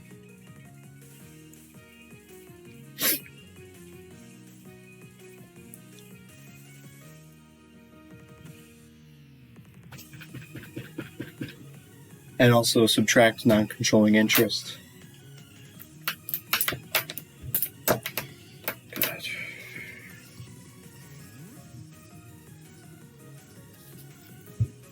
I bet that's going to be completely useless to memorize that.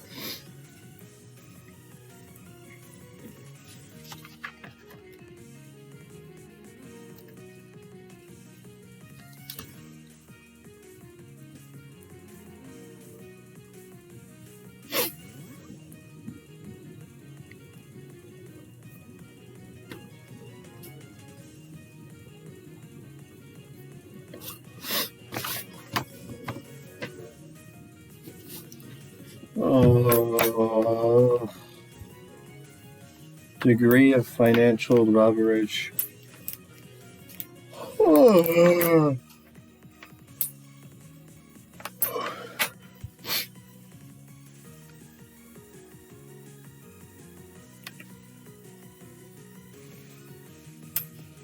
Don't you dare make us do the all-inclusive.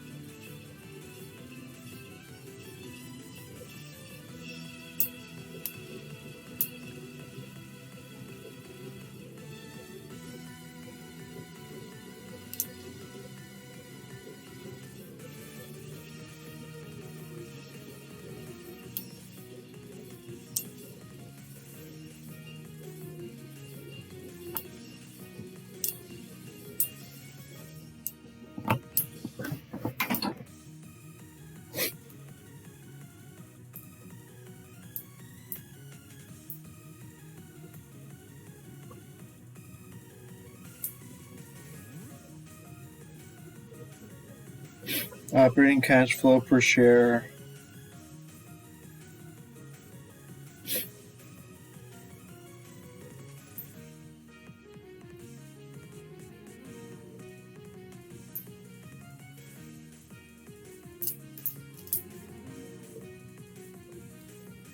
What is the price to earnings ratio?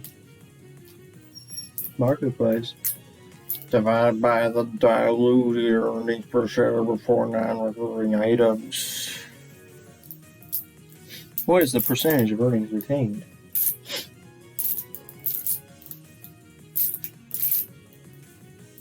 No, I can't remember.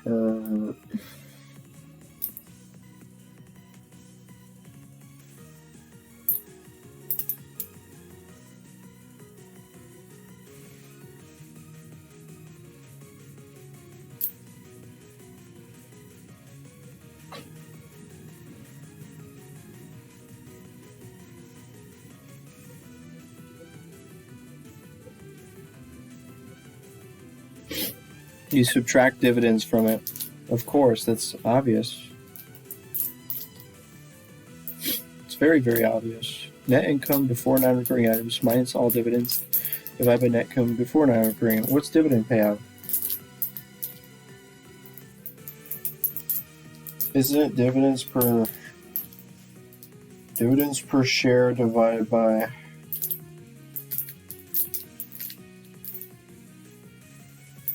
or dividends per share minus something?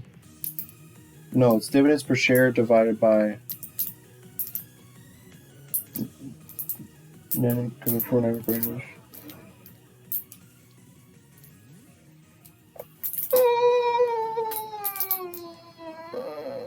It's earnings per share. Dividend yield is dividends per share divided by something. Market price per common share. Book value per share is total shareholders' equity minus preferred stock equity divided by the number of common shares outstanding. What is the operating cash flow divided by cash difference? Materiality of options. Net income before non-recurring items not including option expense. Minus net income before non-recurring items including option expense. Divided by net income before non-recurring items not including option expense.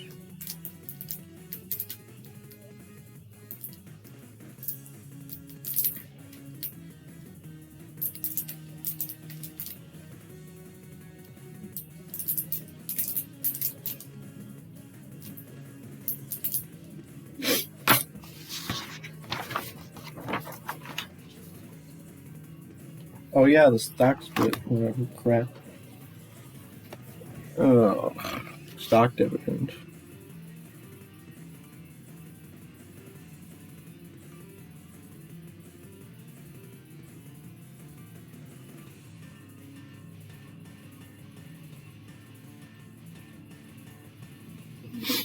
So the stupid test question made us use the market value instead of the book value, but they say that with the material one, it's actually multiply the par value of the stock, not the market value. God dang it. Well, that was the thing that confused me on the test question. So I don't know. I don't know what I'm going to do if that comes up. I'll just do what he did on the last test. I don't freaking know. God. This textbook literally says with the material stock dividend, you use the par value of the stock. You multiply it by the number of additional shares. And guess what?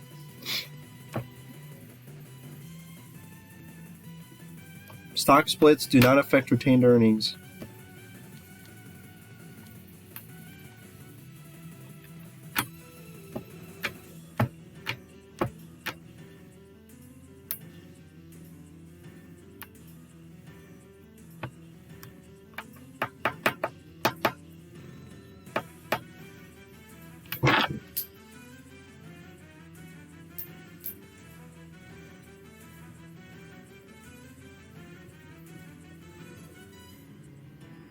Alright, that's all I'm going to read about that.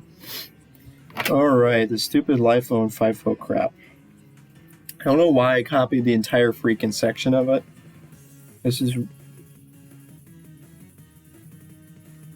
My God.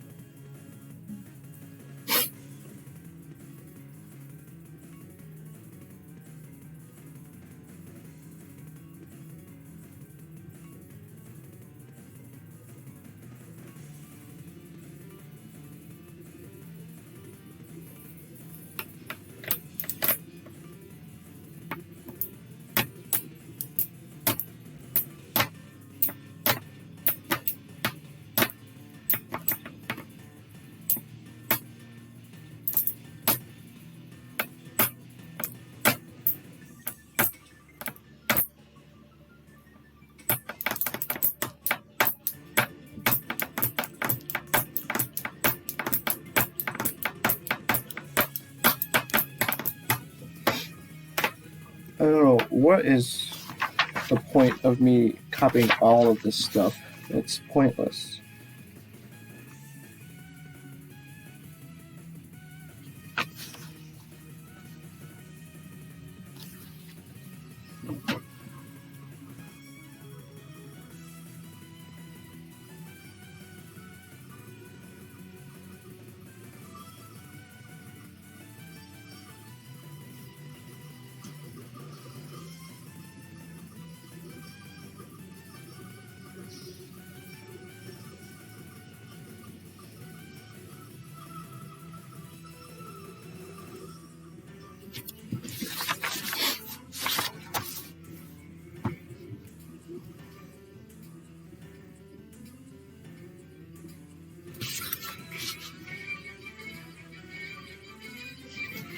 You know what?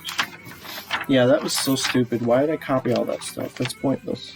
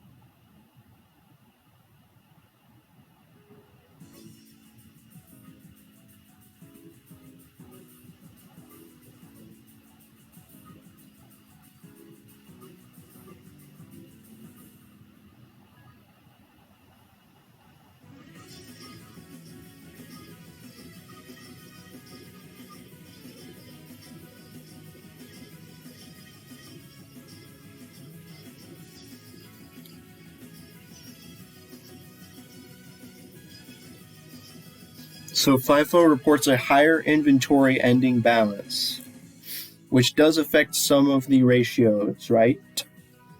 Cost of goods sold is higher under LIFO, and higher inventory balance under FIFO.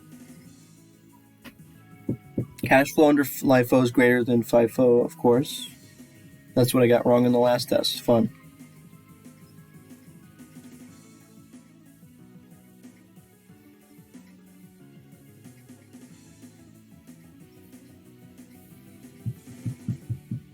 Isn't that just the one key idea that I got wrong last time?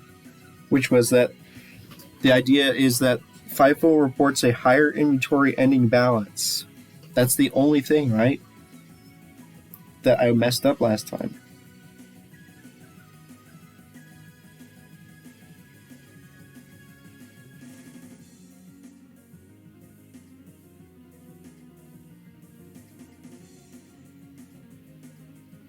It says, this was a test question, wasn't it?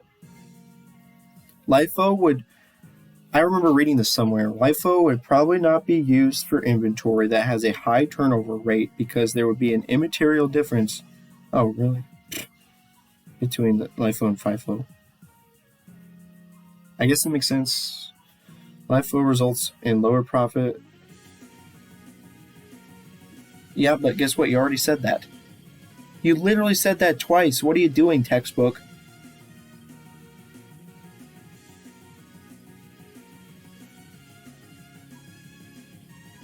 I can't believe our textbook is this stupid. What? The textbook put 2 points on the same list, but one at the beginning and one at the end, and they're just worded slightly differently. Here's the first point. LIFO generally results in a lower profit than does FIFO as a result of a higher cost of goods sold. This difference can be substantial. Point number 8. LIFO results in a lower profit figure than does FIFO, the result of a higher cost of goods sold. Fail! Okay, so I think the only thing that I messed up on the test, other than being an idiot, was the fact that FIFO results in a higher inventory ending balance, right? I'm gonna have to look at the test. So copying all that stuff was so incredibly useless that took up so much space on my page for no good reason.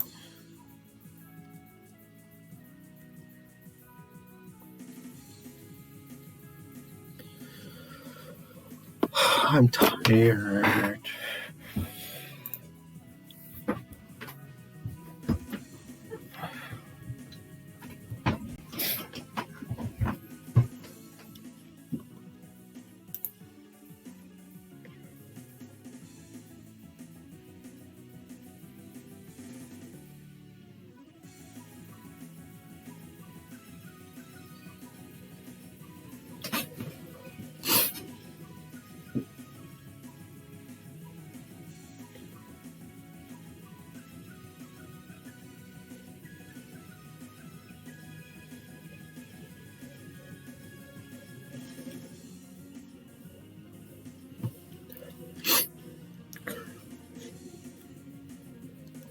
All right, so the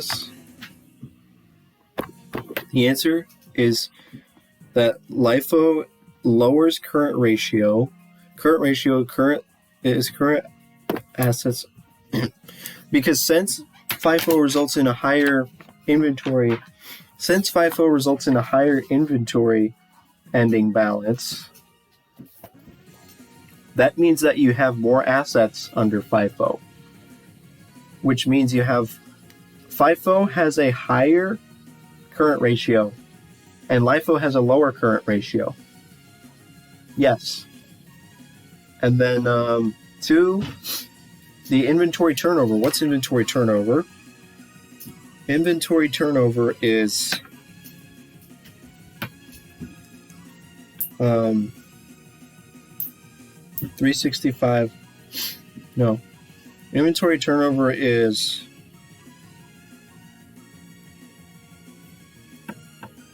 cost of goods sold divided by average inventory. And since LIFO, you will have a lower inventory, the denominator will be lower, which will result in a higher inventory turnover. Good job. That's literally it. And then number 4 increases debt to equity. So why does it increase debt?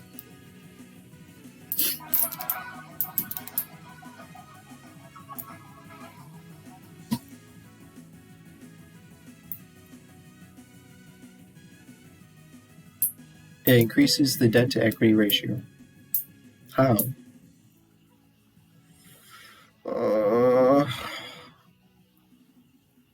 We're talking about an asset here. We're talking about an asset. Oh, I realized.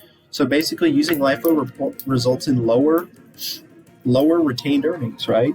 Lower retained earnings. And if you have lower retained earnings, you have lower equity.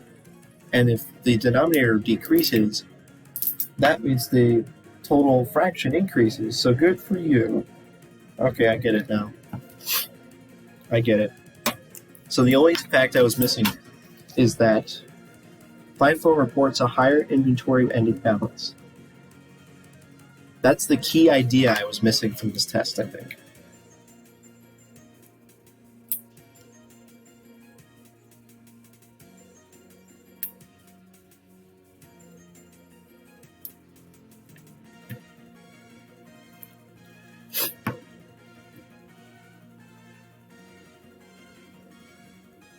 All right, what's this?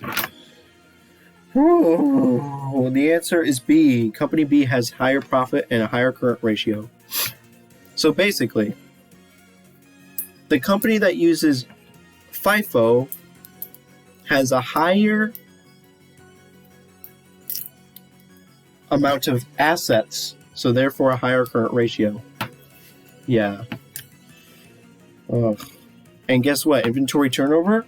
The FIFO company, since they have a higher amount of inventory, what is the ratio? If they have a higher amount of inventory, that means that the denominator of the fraction is higher, which makes the whole fraction lower. Wait, what?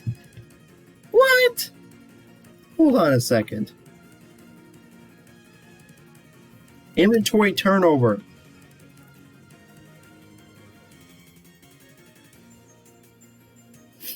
If you have LIFO, you have a higher inventory turnover. And if you have FIFO, you have a lower inventory turnover.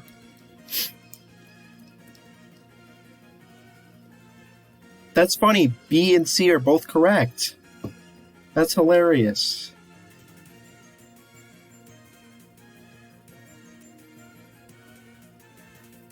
A FIFO has higher current ratio. LIFO has lower current ratio. Oh, that's hilarious. I shouldn't have gotten that wrong because both of those answers are correct. What else? FIFO. The answer for this question is D. LIFO is used for inventory that has a higher turnover rate. That has a high turnover rate.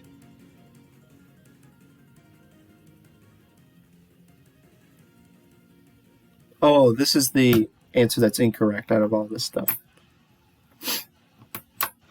because there's the part that there's an immaterial difference that is correct, so therefore LIFO would not be used for this. So FIFO has... Wait, what? Wait a minute! Which of the following would not be a reasonable conclusion? FIFO results in lower profit.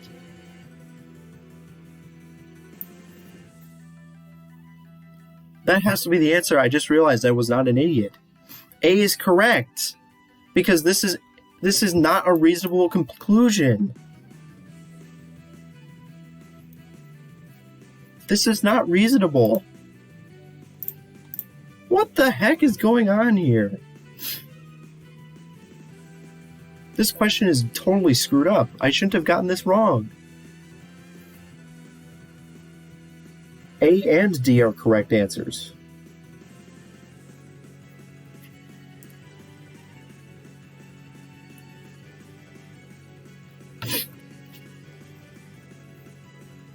So A and D have to be correct. What the heck?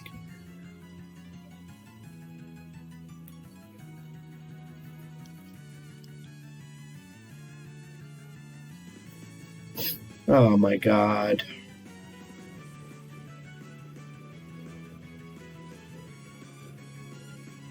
I think that was all the LIFO and FIFO stuff. What about this? Ooh, funny.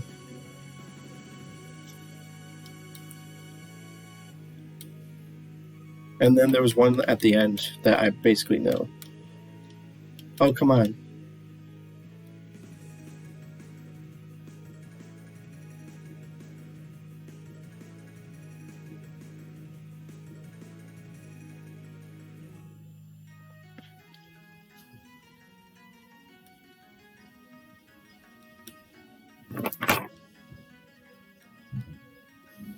Okay.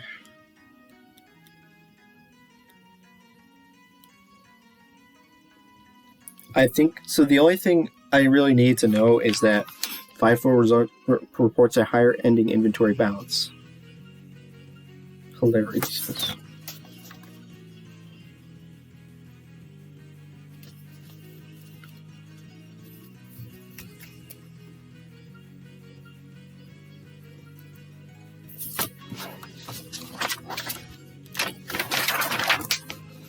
Okay.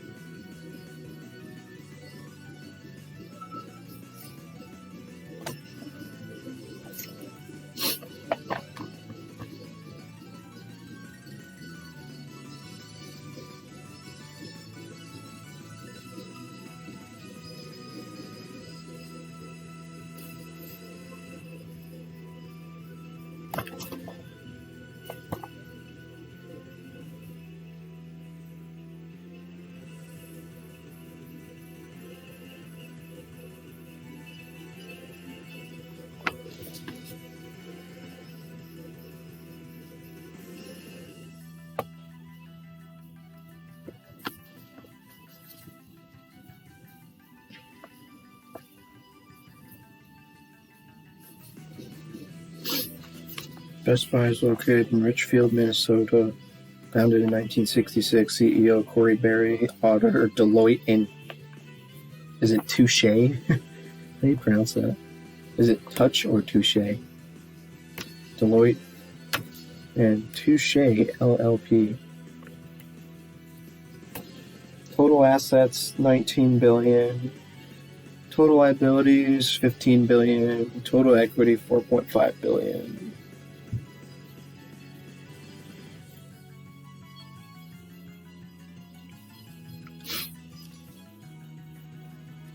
Revenue, $47 billion.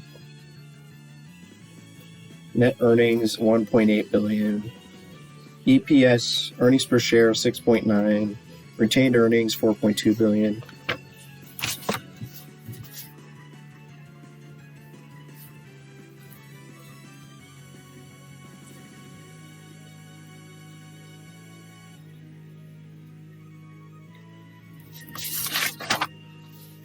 All right, the only things I need to know, the only things I need to review are operating cycle, accounts receivable turnover in days, plus inventory turnover in days.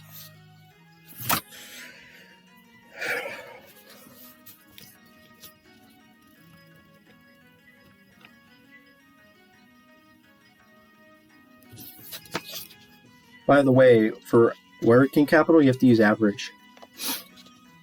Fun. Times interest earned. What's the key thing to remember about this?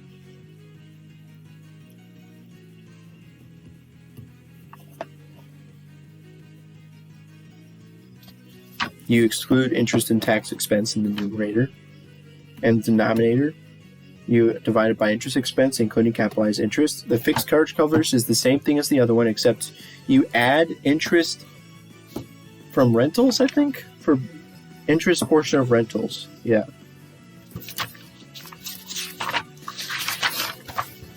Debt ratio, debt to equity ratio.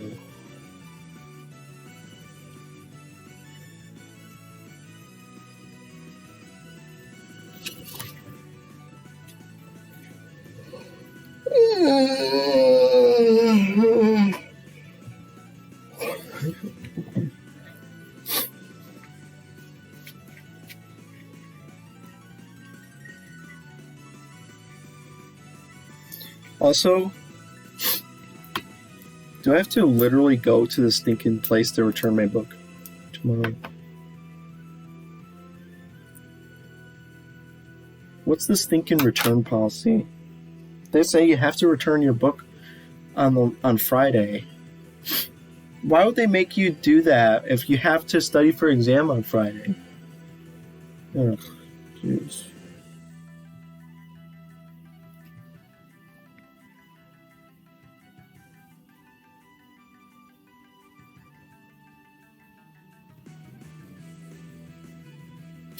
I've never even set foot on the campus since I started going there.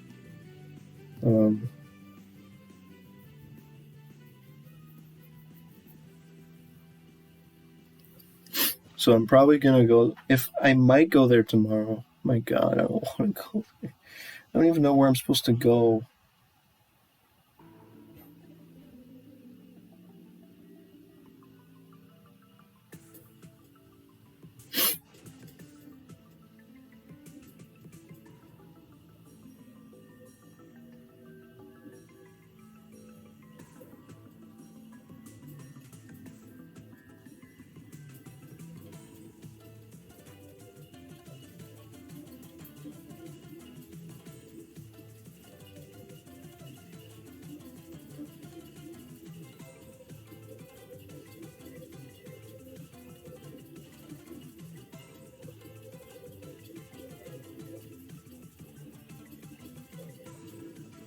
Can I say the return on investment without looking?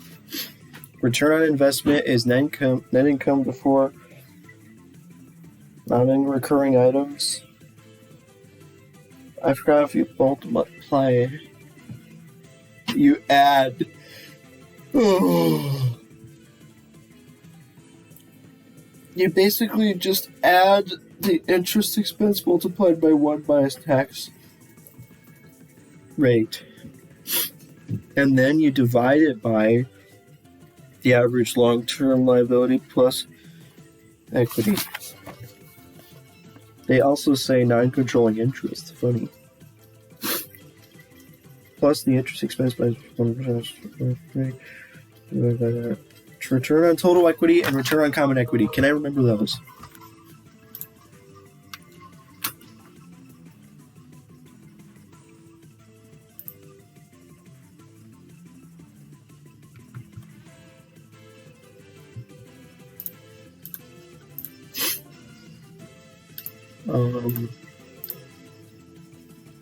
Well, with this timer.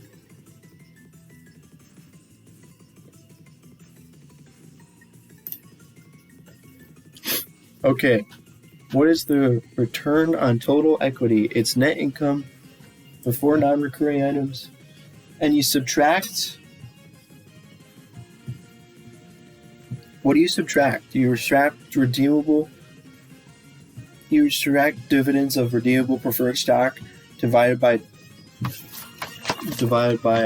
M total equity. And then what's the return on common equity? Well, you do net income before non-recurring items minus preferred dividends divided by average common equity. And how do you calculate common equity if they don't just give it to you outright? It's total shareholders' equity minus preferred equity minus non-controlling interest.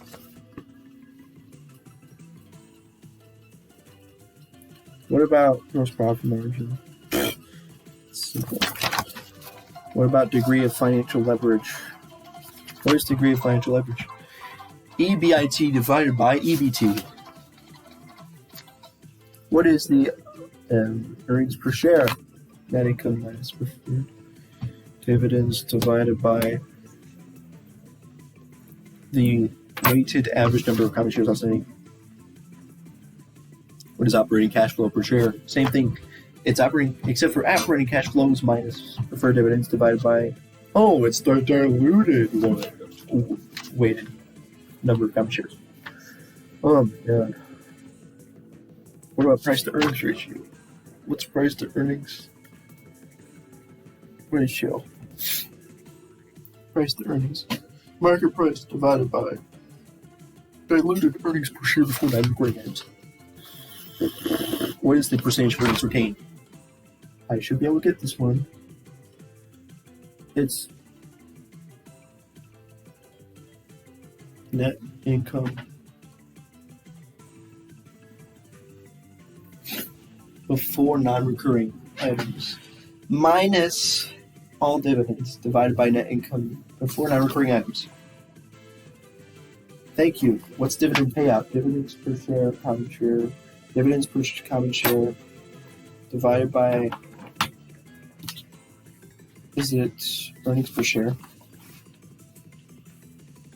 Yep, it's diluted. Dividends per common share divided by diluted earnings per share before non-recurring items. What about dividend yield? Dividends per common share divided by market price per share. What is the book value per share? The book value per share is the total share common total equity minus what is book value per share? Total equity minus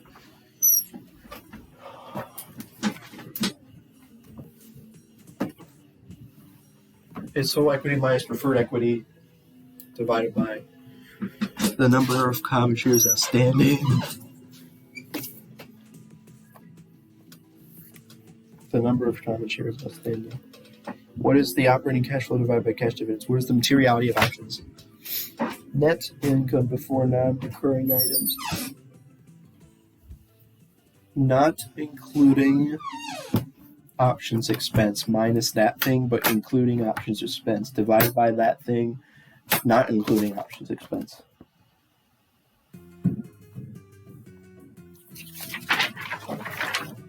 And then the only thing, and then stock dividends, remember that it's completely stupid because the test did it wrong. I'm almost sure of it. The test made us do it in the incorrect way, so I don't know. The book says if it's non-material, if the stock dividend is non-material, then use the fair market value. If it's material, use the par value, which is par value times the number of additional shares. Or it's either market fair value or par value times the number of additional shares. And stock split, the only thing you have to know about that is that it doesn't affect anything. Because what you do is you stock split, all you do is that You double the number of shares. That's literally it. It doesn't change anything except for the number of shares and the price per share. That's it. Right? It increases the number of shares. It does not change retained earnings or paid-in capital. And then FIFO and LIFO. I know everything. The only thing that I was missing from my information that I need to know for that was that FIFO ends up with a higher inventory balance, ending inventory balance.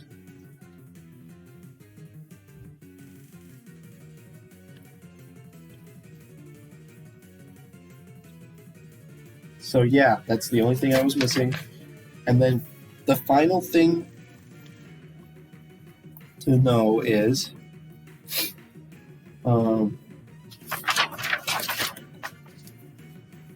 that Best Buy retail firm, heavy investment in receivables and inventory, limited fixed assets, service firm, limited inventory, manufacturing firm, heavy investment in inventory and fixed assets, substantial long-term debt. Best Buy info, location Richfield, Minnesota.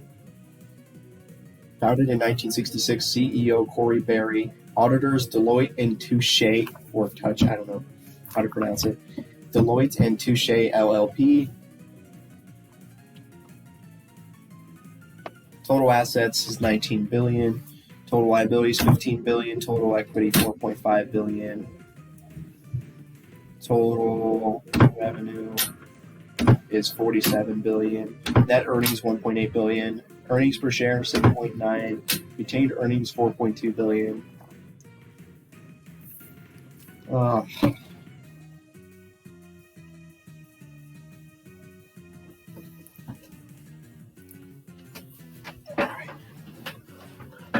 In the bathroom. This is what I want to go to the bathroom. Well, that's all the studying I'm going to do. I'm probably going to do some more. What I'm going to do is I'm just going to go to the bathroom and then come back and join the Zoom meeting. I don't know if I'm going to join the Zoom meeting right away. Maybe I will. I don't know. I'll kind of keep reviewing stuff until class starts and then we'll take the test, obviously. So bye.